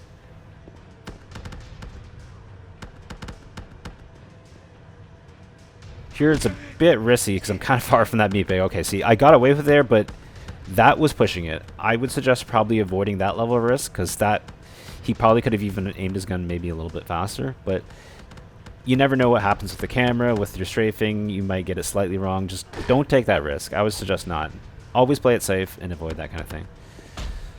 So here we go. We got lucky with him getting we got lucky with him going for 2 hits, but unfortunately I hit the meatbag there. And Eddie will often shoot in this corner as well, so get ready. It's this corner here, the one on the right, the one to the left, kind of that other corner. Those tend to be the spots he will shoot you in. Step back, step in, bash his head in. Okay, great. We're getting another attempt here. He punched already, so we're going to attack him immediately. And there we go. End of the fight. Trust me when I say that took a long time and a lot of attempts. About 3 hours, I believe, between multiple strats where I tried the great knife, tried the chainsaw, tried the steel pipe. And I go back here to get this ammo because I just got tired of collecting this ammo after the first room and then, you know, screwing up the second room. So I suggest just skipping it, make sure you beat the boss, and then go back to get it. Now you might think to try the great knife for this boss fight, and by all means go ahead if you really want to do so. I tried it myself as well, and it just wasn't working for me. I just found it just, that strategy, there's just way too much RNG with it that you're just really hoping, and not only hoping, but depending on Eddie to be stupid and just walk past you at multiple times and just perfectly be at the right distance every time you swing the knife, and it's just way too much RNG, too many resets, just never really in control. I just wouldn't recommend it. It's just not worth your time in my opinion. And as we step in the boat, we're going to turn right until before we can even see the light there, we're going to let go of right and we're going to hit forward. And then as we approach the light, we're going to make our corrections if need be. And this is the PC version, so it does not have the special analog controls for rowing, even with a controller. You just hold right and then up. On PS2, what you would do here on hard action level is you would rotate both sticks counterclockwise to turn the boat right. And then to row forward, you would rotate the left stick counterclockwise and the right stick clockwise to row forward. Not too difficult once you get a hang of it, but may take some practice first. And one more strat you could do on the Eddie fight is you can actually use the chainsaw if you're playing an extra new game at least. I will include a video in the description of me doing that from a run years ago. I don't think I really used the meat bag. As I recall, I kind of just stepped back, waited for him to punch, thrusted forward, specifically forward, not any other attack. And it'll end the fight fairly quickly because the chainsaw does a lot of damage. But I would suggest even try to do it around the meat bag. It'll go a bit better than I did in that strategy. I guess I didn't know that strategy yet, which I uncovered at the time of recording this, really, kind of on the fly. But yeah, the steel pipe may not be the sexiest way to kill Eddie. You know, it's kind of boring, but I think it's the safest strat. Now at the hotel, you can grab the map on the bulletin board just inside, and I would actually suggest getting the thinner in the basement immediately. I usually do that, but I clearly forgot it here, and that'll come into play later. Grab the fish key, see the lower cutscene, and there's also an employee hallway on the left side there that you can find some ammo. And there's also some mannequins, so do be careful in there, but you can blast them easily. And out in the hallway, you can attack these abstract daddies with a shotgun if anything, or it's just that weapon. But it's just so easy just to immediately enter the lobby through the double doors there to avoid them. And you never really have to interact with them. Grab the key to 312 there. And we reach the next save point over here. We will have to go in that room with the abstract daddies, for me at least twice, because I will have to go get the thinner. And then later when we come back up from the basement, we'll have to pass them. But honestly, they just never seem to be in the way. So I suggest not worrying about them and just being quick when you go through that hallway. And we're only going back out here to hit the basement and get the thinner, but like I said, just get it immediately upon entering the hotel, so you have no pressure at all from the abstract daddies. There are 2 mannequins down here, which we're going to kill with the shotgun to be safe. And if you do kill them, there is a chance they won't respawn when you pass through that door there after doing the basement section from the bar. But there is some RNG, so they very well could respawn. I've seen it both ways, so just be ready for both.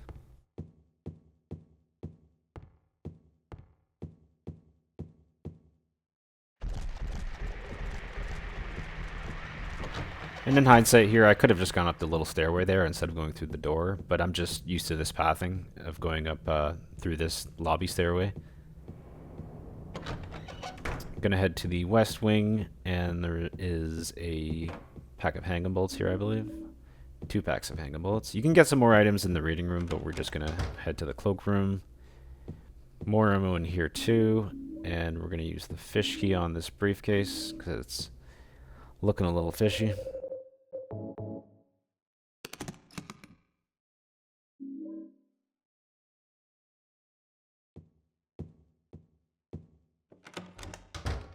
This next hallway with the abstract daddies can be a bit tricky, so I suggest setting up so that you can fire 2 shots in a row before it hits you. That was pretty lucky there in that first shot actually hit it, but it was pretty far. Don't go for the kick right away. Wait for the second abstract daddy to collide with the hitbox of the first one and for it to turn around. By then, the first one will probably have stood up, so shoot it twice more, get your kick to eliminate it. Now approach the second one and kind of do the same strategy. I would suggest a little closer than this, sees that first shot missed, but we'll still be able to get 2 shots from this point before it reaches us, and there we go.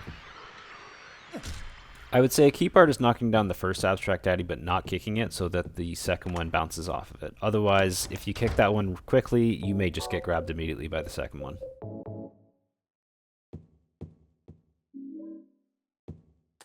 Grab the employee elevator key and use the thinner on the bed to reveal the code. Now you can actually just guess this code without using the thinner, but there's about 20 solutions, so who wants to go through all those? And I did notice that the enhanced edition appears to change the letters here from lowercase to uppercase, which minor change, but kind of prefer they didn't to keep it intact with the original, but hey. Now we get the second music box, which is Cinderella in a trunk, kind of fitting. You may remember the first one, Little Mermaid, was by the water fountain, very within theme. And we're going to head over to the employee elevator room in the east wing, where we can put all our items on the shelf here and head down to the basement.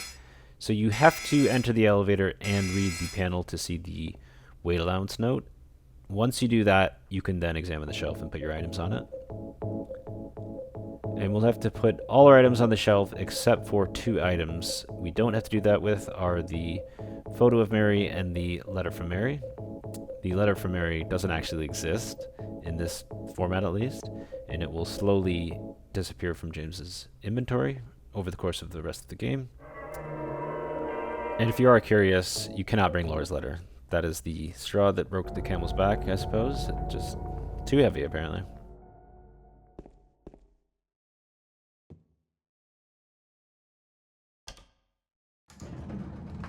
If interested in the employee area map, which is also a map of the full hotel, it is going to be on the bulletin board to James's left, just outside this elevator, but we're going to skip it.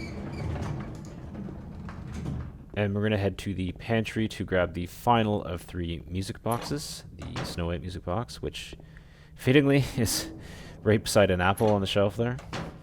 Nice touch.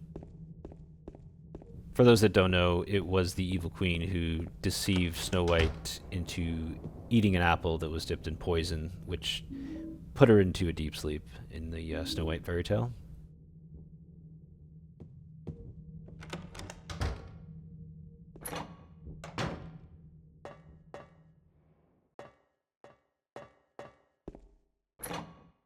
So now we enter an area with two mannequins where there is some risk, I suppose. This first mannequin's facing away from you, so there's really no problem. Just run at it at the side, push it until you can push past it, and you can turn in here and get the bar key. This second mannequin, now there is some risk here. I just ran at it and I didn't get hit. Mannequins will kind of throw themselves into activation, and there's always like I don't know, I want to say probably about a 1 in 10 chance that they'll actually hit you with that activation. Most of the times it will not happen, but I guess you are technically taking a risk by just going for it like I did there. So you may want to just kind of move forward slowly, kind of bait it into activation, and then once it activates, it won't attack for a good, at least a couple of seconds, so you can then run past it and push past it there, if you want to take it the safer route. Now, if you killed these mannequins here like I did, they may still be here, or they may respawn. It's really RNG. And remember, the abstract are going to still be here, so go up here and immediately enter the lobby, just to avoid that. And that's the last time we'll have to deal with those guys. Like I said, easy enough to avoid those guys. They're really not a problem at all. In my experience, at least. To dodge the mannequins, I go right around the first, left around the second. You could probably go left around both of them either way. And they're going to be gone when you return back out there, so fortunately you can't get your revenge.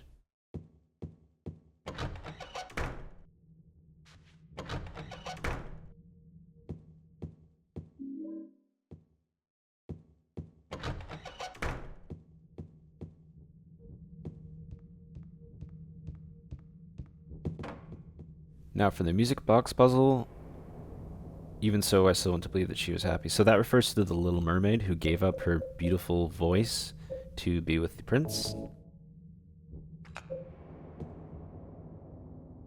Was shameful greed did stain the shoe with blood. So that refers to actually a very early rendition of Cinderella, which involves the stepsisters cutting off their toes and their heels to fit the shoe, to fit the slipper, which Cinderella does not have to do, of course. And beauty, both a blessing and a curse that would be. So that refers to Snow White, who is the fairest of them all, and being so beautiful caused the evil queen to want to kill her, essentially. And I did something really stupid there. Did you catch it? Will take me a little bit before I realize.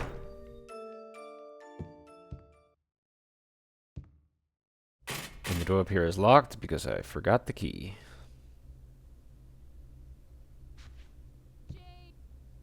At least we got the James call there. But yeah. I think anyone that's run this game a lot of times has probably done this one or multiple times. I've done it a lot. So many times I've forgotten this key over the years, and it's just like, man.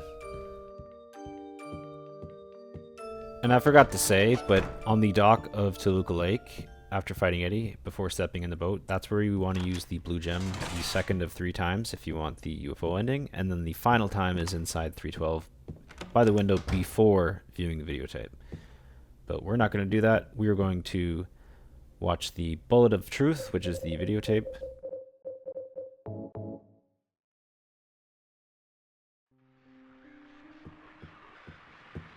Alternatively, if we wanted the dog ending, we would take a right here and enter the observation room using the dog key. But we're not going to do that. We're going to complete the whole game.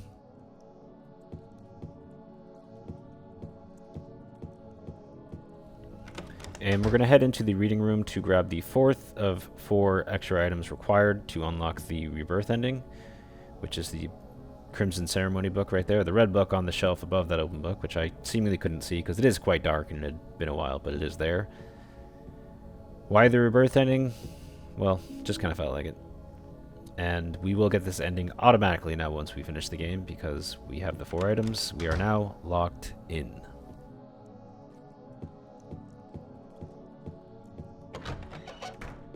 We're going to enter the west wing and enter the final room on the right side, which is going to teleport us to the east wing of the hotel. Don't ask me why. And for the record, this is not the Otherworld Hotel. This is the hotel as it stands now, since it burned down in a fire years ago, or at least suffered significant burn damage. And Also leakage from rain and I assume perhaps sprinklers. We traversed the otherworld hotel when we entered the hotel at the very beginning, which is the hotel from James's subconscious, preserved in memory how it was 3 years ago. He says, this place hasn't changed at all in 3 years when he arrives. And, well, you're right, James, because you haven't let it. But after viewing the videotape, the bullet of truth, his memory starts to fade and the reality starts to take over as he, begins to accept the truth. Also, by this time, the letter is reduced to just an envelope, an empty envelope in James's inventory, which I believe disappears during or after the Pyramid Heads fight. So, in the basement, you can find a whole lot of ammo that I personally won't use, rifle shells and shotgun ammo. There are some lying figures in these watery hallways. Just run quickly and you should be fine. Pass through the fiery staircase. Angela, poor girl. In this hallway, you can find some rifle shells in the alcove right here. Again, I won't be using them, but they're there. And lastly, there are some mandarins in the next graded hallway. Just be careful with your pathing. Make sure James walks when you reach certain corners, like this one up here, so you don't run into the wall, or else you might get, attacked. But if your pathing is okay, you should be fine. And we reach the final save point before the final two bosses, the 9 red squares. We're going to equip our handgun and save our game. And the reason we're going to use the handgun is because on PC, especially on hard, the Pyramid Heads just move so quickly in this fight, much more quickly than they move on PS2. So I found it just really difficult to get an even one shot with the hunting rifle consistently, at least throughout the entire fight. So I found the handgun just to be better at that. So what we're going to do is we're going to immediately get out of the way, strafe around the room. Use the strafing strategy at all times to position yourself around the room. Alternatively, you can use 2D control if you find strafing a bit awkward, but I think strafing works really well here. So strafe around the room until you get a good distance away from them, and back up in the corner while firing your handgun. Get your 4 or 5 shots off, and then safely strafe away before you get in trouble. Keep strafing and keep strafing until you find another opportunity. Get your 1, 2, 3, 4, 5 shots. Strafe away. Always pay attention to that outer pyramid head, which may try to close you off at every point throughout the fight. May try to kind of prepare your exit and get ready to stab you as you escape. There it was fine. It's not really standing up yet, but you'll see it develop over the course of this fight. It'll be a thing that you'll notice all the time. Get off the shots you can. Always reload in the menu. Always load in the inventory. And count off the bullets in your head so you know when you're out. Or just reload early in the inventory after 4 or 5 shots just to be safe every time.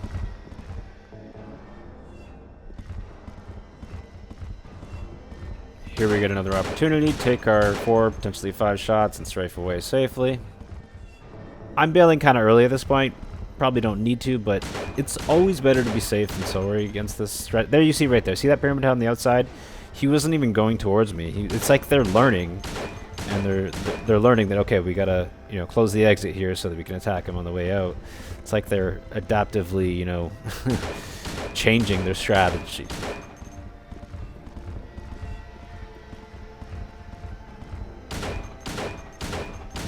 And it's a pretty simple strat. Like, I don't think this strategy is inherently difficult at all. You see I got kind of close to getting stabbed there.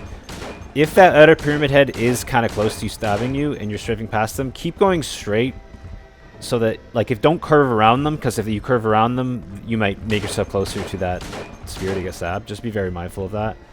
And if you do have space behind you, if you're not up against the wall and they're about to stab you, consider even strafing backward so that you buy more time, more space away from their spear attack. Here I only took 2 shots because I wasn't really well positioned. Probably shouldn't have even started shooting there, but I did anyway. Same with here. They're kind of in an awkward spot where they're in the middle of the room, which isn't ideal. And they do kind of speed up and down throughout the fight, I have noticed, as they kind of take damage, and I don't know, they kind of regenerate speed throughout the fight at various times. Always be mindful of that pyramid head closing up the exit there, and just right here, look at that. See, he's just heading to the exit of my strategy there before I'm even in place. Terrible shot that somehow missed everybody.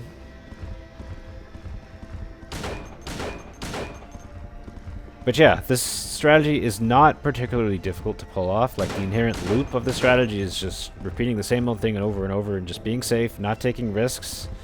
Just play it safe. Don't be stupid. Don't get greedy. instead of taking that extra shot or two. See, that was a pretty close opportunity there. You can see that I kind of kept strafing straight and even kind of slightly backwards just to not strafe inward yet and around them because I sensed the attack was coming. Not much of an opportunity there, so I bailed. They're looking really quick right now. Look at that outer pyramid head, the one on the left there. Really quick at this point in time, so I'm just being a little paranoid. There are certain points of this fight where you may want to just not really set up shop and get your 4 or 5 shots in because you just might not have the ability to. Oh man, that that I don't know what happened, and also hitting the wall. I don't know what happened there.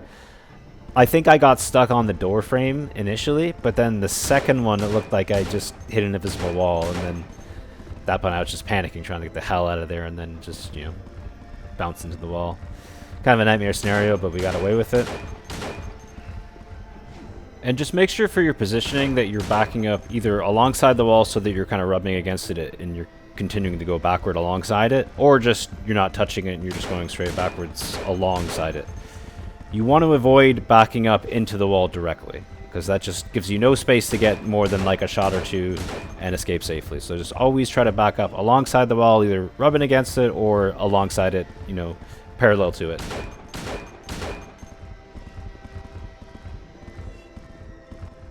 And it's just rinse and repeat. Rinse and repeat. I don't think there's anything inherently difficult about this. I think anyone can really do this, especially if you have strafing down. It's really not a difficult loop. It's just an endurance, really, just surviving the, you know, 13 or so minutes this takes by memory. And if you're wondering about ammo count, it does take quite a lot of ammo. It takes approximately, I believe, about 335 handgun bullets is what it took me here. So this is the reason why I use bullet adjust, along with the Mary Maria fight, which I also use the handgun on in this video. So if you use the handgun for both fights, it takes about, I think, about 515 shots, 515 handgun bullets. So 335 for pyramid heads and about 180 for Mary Maria. So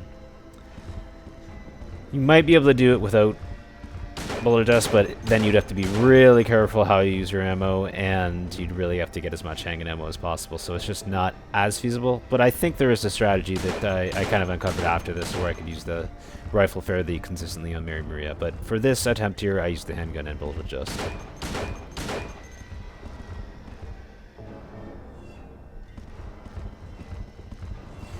If you're never sure how many bullets are in your gun, always just reload. Play it safe. You don't want to reload in real time. Looks like the pyramids have slowed down a little bit right now. And looks like that pyramid has increased its speed again. That one is quickly going to close off the exit there.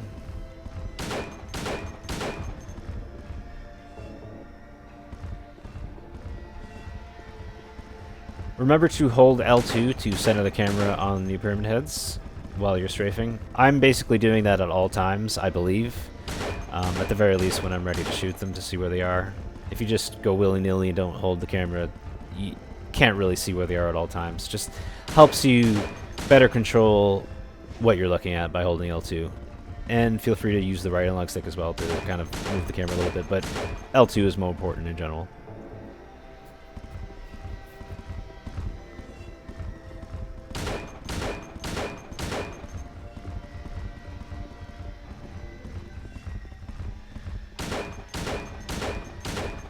And yeah, just make sure you limit your risks. Do not take dumb risks. Do not make stupid mistakes if you can avoid it. You know, don't get greedy. Better to not be greedy and leave early than to take an extra shot or two and put yourself in a terrible position where that left pyramid head is right at the exit waiting to stab you. I would say if you're going to get attacked by anything, it's going to be that pyramid head on the exit there.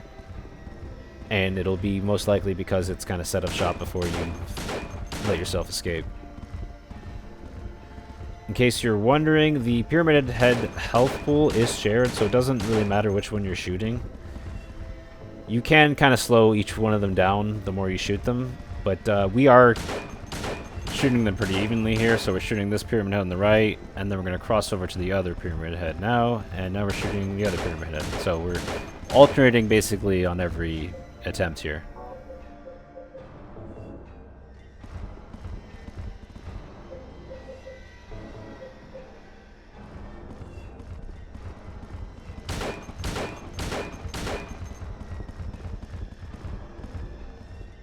Again, just aim, back yourself up so that you either don't touch the wall or that you rub along against it and you keep going, so that the wall is not really a barrier to what you're doing.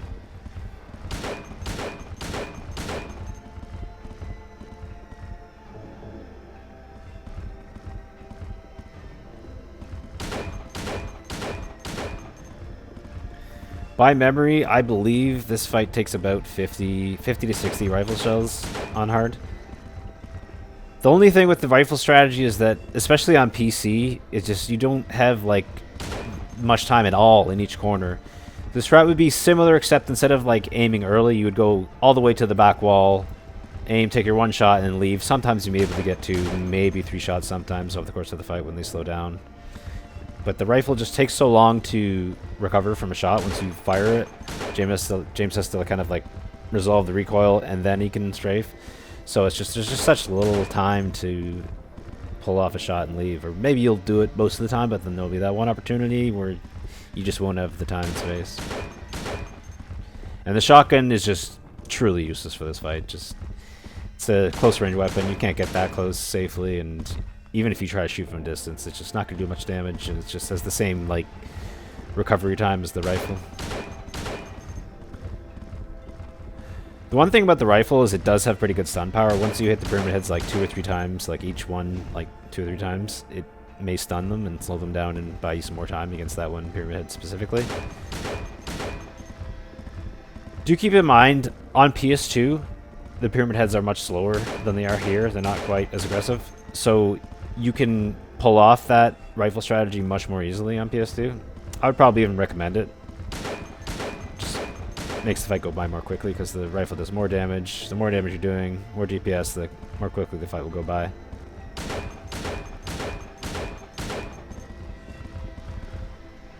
I think I will probably do a bullet adjust, a no bullet adjust run at some point, and use the rifle on Mary Maria and use the handgun on the pyramid heads, because I think of the 2 fights on PC at least, it's harder to do this fight with the rifle than the handgun in my experience.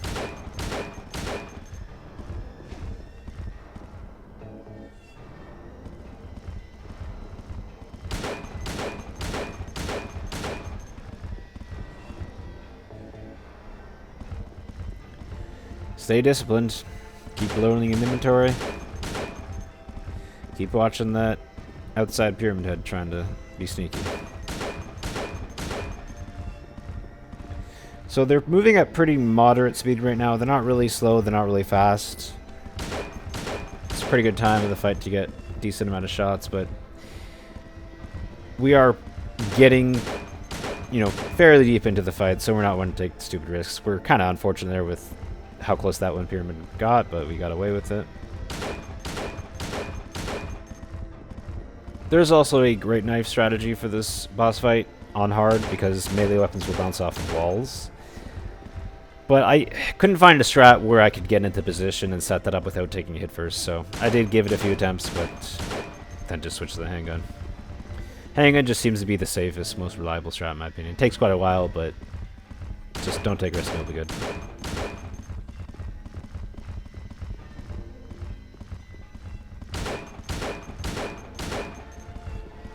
Looks like the pyramids are slowing down there.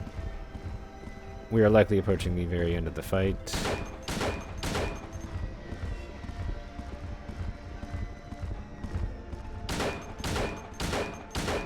That one's looking real slow.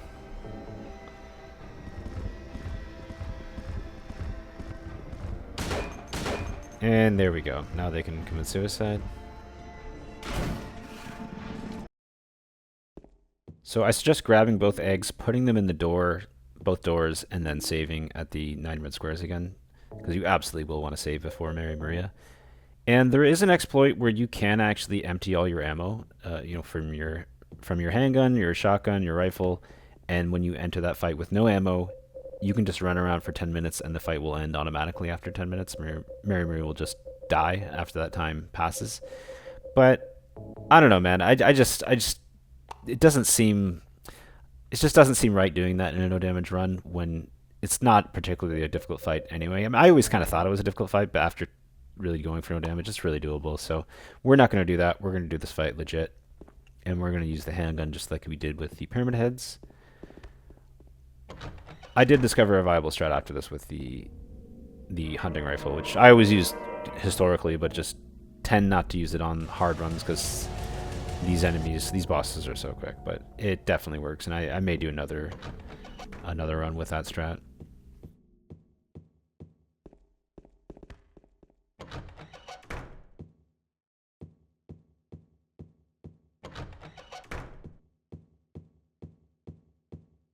Mary?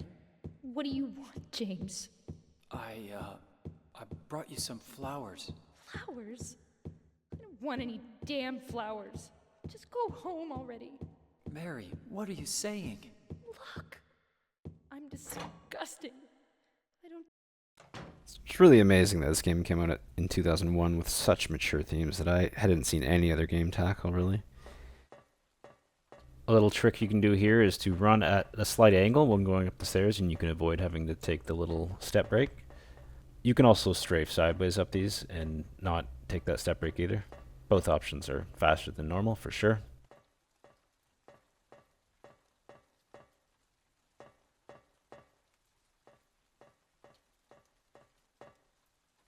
So to start things off here, immediately we're going to back up while aiming and fire a bunch of shots at her. The moths are going to be spat out towards us immediately. We do have a couple little seconds after they get spat out where we can kind of get, a few more shots in, but we're going to want to be careful. Generally, once the moths are on their way to us, we're going to want to get out of there fairly quickly.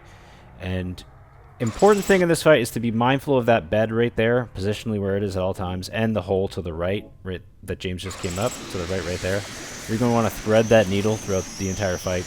It's pretty, big thread. It's not really a tiny space you got to go through, but you can easily get hung up on that bed, get stuck on it, and just get swarmed by the moths, or same thing on that hole. So just be very mindful of both those objects at all times. So every time Mary Maria spits the moths and the moths disperse, she generally kind of backs up to the side or backwards. That's your window to go for a shot. You can always usually get in a few shots whenever that happens, and then after that, she usually enters this phase, which is her stabbing strangulation phase, where she's going to hover above you, follow you around the arena until she gets an opportunity, or she'll just go for one either way, to stab you and try to strangle you and lift you up and, strangle you by the neck, but she's not going to get that opportunity. Just be patient, and she will do the attack eventually. You can actually bait the attack by going in, but at this point in time, I think I was just a little cautious, but when she does, angle yourself at the corner so that you're backing up alongside the wall but not directly into it, so that you rub against it and you can keep going just like a Pyramid Heads fight. And just be mindful of the bed on the exit there, and then just continue strafing around. Once she gets close to you again like this, just keep strafing until you get another opportunity. See, I waited till I got past the bed before I reloaded there. You don't want to reload like around the bed or at least before the bed, because then when you exit the inventory, you might not have the camera fully under control, and you might not be able to see where the bed is, where you are, and you may bump into it. It's a big factor throughout the fight, so just be very careful with that. Reload rate around like here, at the very latest, or after the bed. Do not reload rate around the bed. See there, the moths dispersed towards me. I had it a couple seconds, so I took a few extra shots. There wasn't really a window to attack her after the moths went away, so I didn't go for it. So I'm just going to keep strafing. She's entering that stabbing strangulation phase, so she won't spit out any moths during this phase until she gets her attack in. So just be patient. If you know what you're doing, you can try to bait the attack. It's really not that difficult, but there you go. She attacked, it opens a window. 6 shots I went for there, and I knew I had enough time before the moths would get to me. There's a bit of a risk there, I guess, because the bed is within view. I would suggest being very careful in terms of how much risk you take around the bed, because like if you try to stay like, oh, there you go, perfect example, exactly, right on cue. I got lucky there. That easily could have been a hit where the moth swarmed me, but it worked out, I guess. But you want to avoid doing anything around the bed, taking extra amount of time, like in the inventory, shooting extra shots while the moths are in the way, because you may just need that extra second or half second to negotiate the bed. Just don't take risks with it if you can avoid it. And okay, she backed up. I took a little while to go for that attack. I was probably a little cautious, but could have gotten 3, maybe 4 if I started attacking immediately.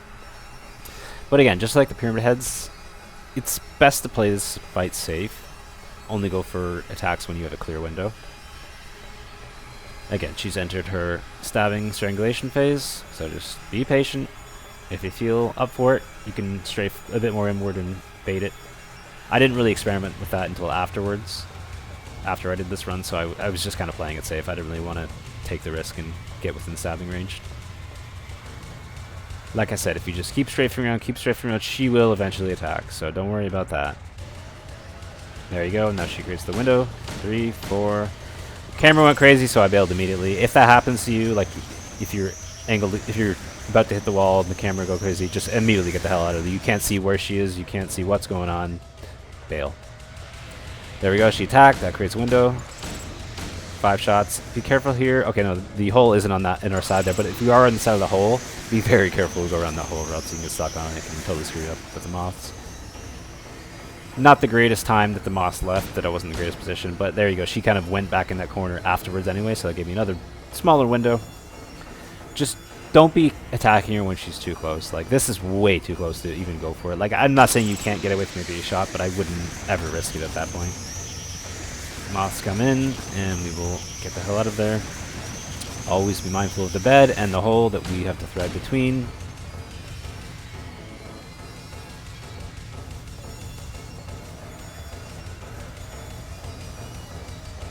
Now she's waiting to stab. And when she does attack and she creates that window where you can attack her 4 or 5 times, always try to angle yourself not directly at the wall, like so you're perpendicularly backing up against it, but always so you're backing up at the wall at an angle, like a 45-degree or less angle, so that if you do hit the wall, you'll kind of rub against it and keep going backwards. You don't want it to be a situation where you hit the wall and you kind of stop. That's why you don't ever want to back up into it. Like, there you go. See? Backing up at the wall at an angle so that once I hit the wall, I keep backing up. I keep creating distance. That's very important. Key part of the fight. Moths disperse, so getting your, 3... I guess I took 2. I probably could have gotten 3, but took the cautious angle there. And so, like the Pyramid Heads, you can see this is not inherently difficult. This gameplay loop of, waiting for opportunities, getting your shots in and strafing, it's not difficult to pull off at all. The only difficult part is just being consistent, not making mistakes, hanging in there. Last thing, I think this takes me about 18 minutes. You could probably do it faster, even with the handgun if you're a little more aggressive. I was pretty cautious because this was the first time I ever did this fight. No damage with the handgun, I believe. In fact, I know it was. It absolutely was. Here we go. Window opened. Didn't have the greatest angle to the wall, but I was still angled so that I kept going backwards after I hit it.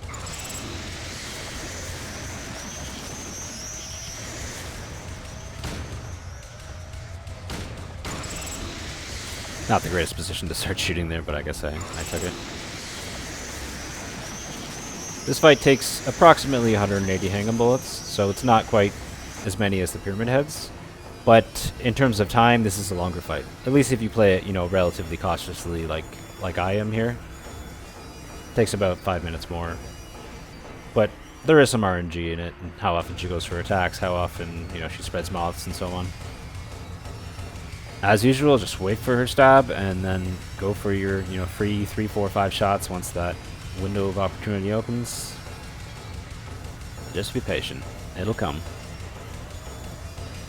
There you go. Okay, not the greatest position to start shooting there, because I did get my 4 shots, but I backed up against the wall at a straight angle. Do your best to avoid that. It's really not ideal, because it puts you in a pretty bad position to escape there, and the camera can go crazy if you touch the wall. There's your window. There you go. That's much better right there.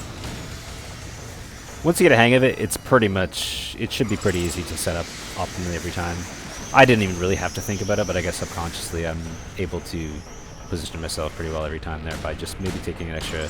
Okay, there the camera kind of went crazy, but it looks like it sorted itself out. And I was by the bed too, so it's just... Be mindful of those moments. Consider bailing if that happens, just because you don't want to take damage at this point in the fight. There we go, there's the window.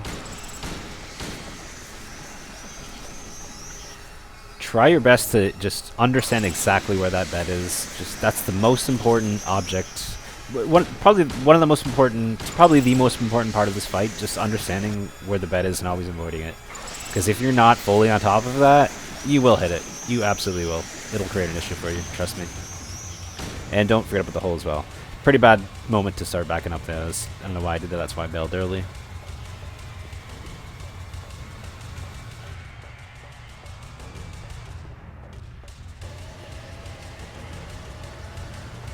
And it's just a matter of rinsing and repeating the same strats. Really not difficult. There you go. There's your window. Didn't have the greatest angle to the wall, so we'll bail. But we did still get in 4 shots.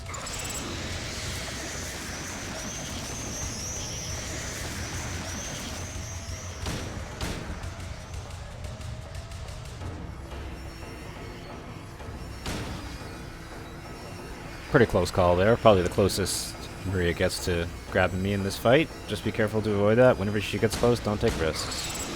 So after I did this strategy, so I used the handgun because the rifle is just so slow.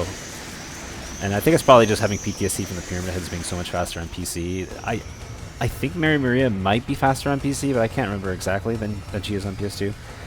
But I did try out a strat after this. I did try out the hunting rifle after this, and found that it actually is really viable. You can get a good strat where you can even take 4 hunting rifle shots in a row and end this fight in like a couple minutes.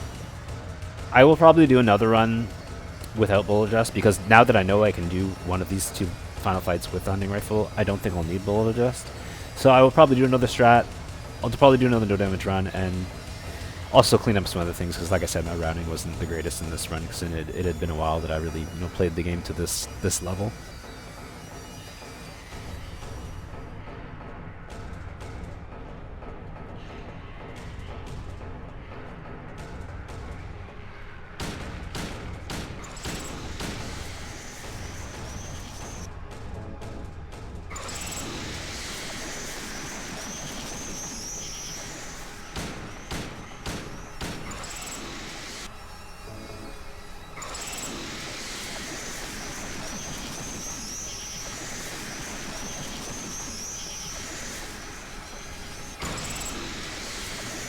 Okay, here, not the greatest idea, but I decided to change directions, probably because I felt she was hovering over the right side and a bit of a risk if I went that way.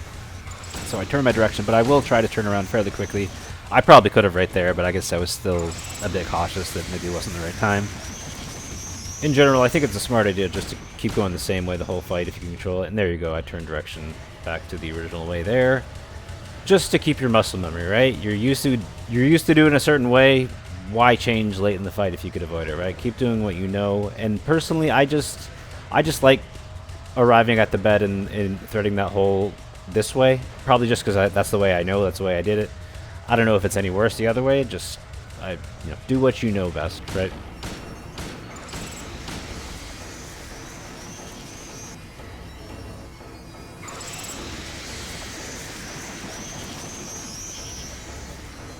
Not the greatest window there. Probably could have got 1, maybe 2 shots there. If you're going to get hit by the moss, by the way, it's because you started running too late.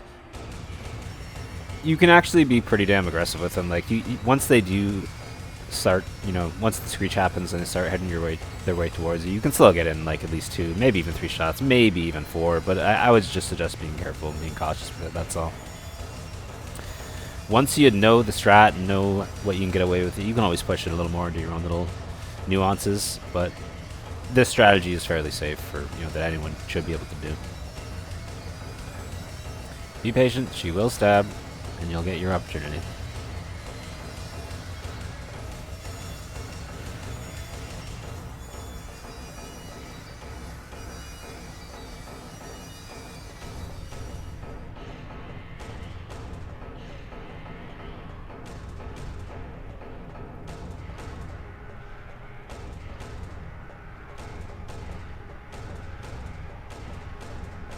Any day now. There you go.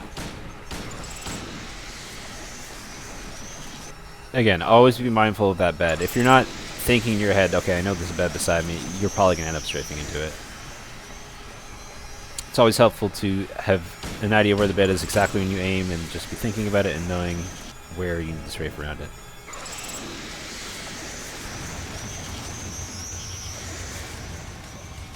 And when the moths disperse, like the frame that they start going away, you can aim your gun and start shooting at Mary Maria. It's just you may want to sometimes better position yourself first so you can back up away from her and or against the wall so you can continue past it or alongside it. Just be careful of your positioning.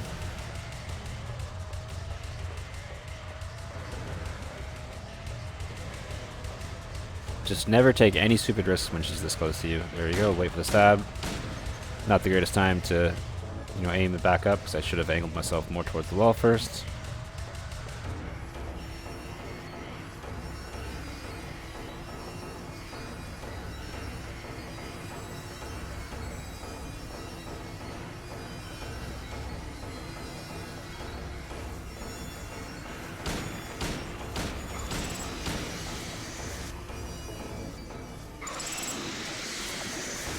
We are now getting towards the tail end of this fight, so absolutely zero reason to take any risk whatsoever.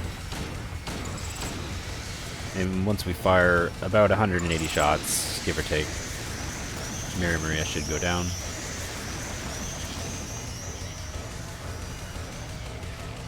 The reason why I call her Mary Maria is because depending on your ending, she can be Mary or Maria. Symbolically, not necessarily the real Mary. If you get the Maria ending, it'll be Mary in the cutscene and she'll be on the bed, whereas if you get the leave in water or rebirth, it'll be Maria and she'll be against the window. But the final boss is the exact same either way. No difference in strats.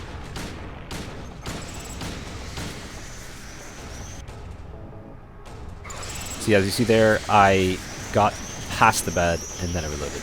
Don't ever reload before the bed. I'm not gonna. I don't know if maybe I may have done it before the bed during the fight.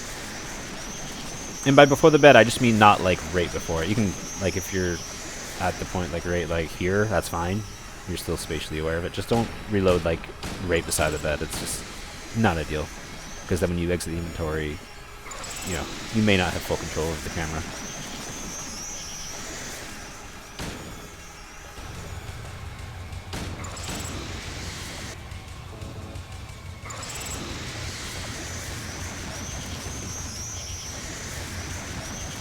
There is also a potential great knife strategy for this boss, but I really wouldn't recommend it.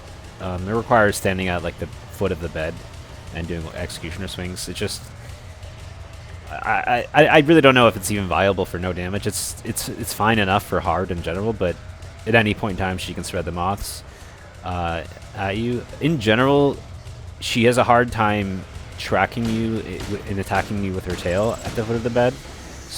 At least for the first part of it. Then once she goes behind you, then she can definitely attack you more easily. So it's a bit of a risky strat. I wouldn't suggest it.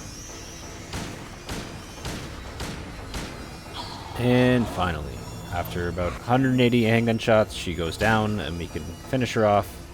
Perhaps the great knife would be the most cinematic way to kill her, but I just popped her with the handgun bullet. And our reward is the Rebirth Ending.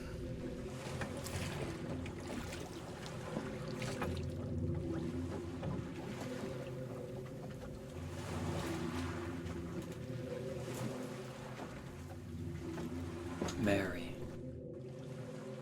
you look so peaceful. Forgive me for waking you. But without you, I just can't go on. I can't live without you, Mary. This town, Silent Hill, the old gods haven't left this place. And they still grant power to those who venerate them. Power to defy even death.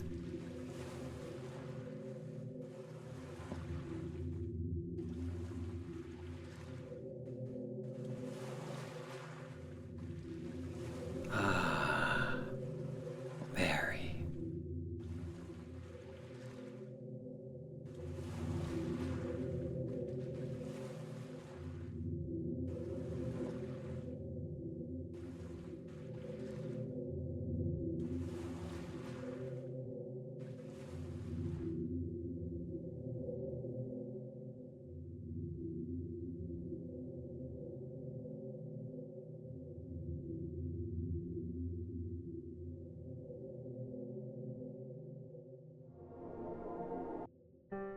And that is Silent Hill 2, no damage on hard difficulty. You can see our stat screen there, hard, Rebirth Ending, 4 to 4 plus 2, so it looks like I was missing the UFO ending here. About 2 hours of game time, and I got the the exact requirement for the items to be golded, 140 plus 8 extra items.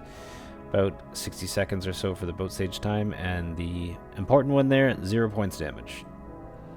So, I don't think any part of this run is particularly difficult outside of the Eddie boss fight. I think that's the only genuinely challenging part of the run, and it is a very challenging part, to be fair. Requires a lot of effort, a lot of time investment. I do think the strategy I developed in this video is quite safe overall, though, but the tail end of the fight is pretty tricky.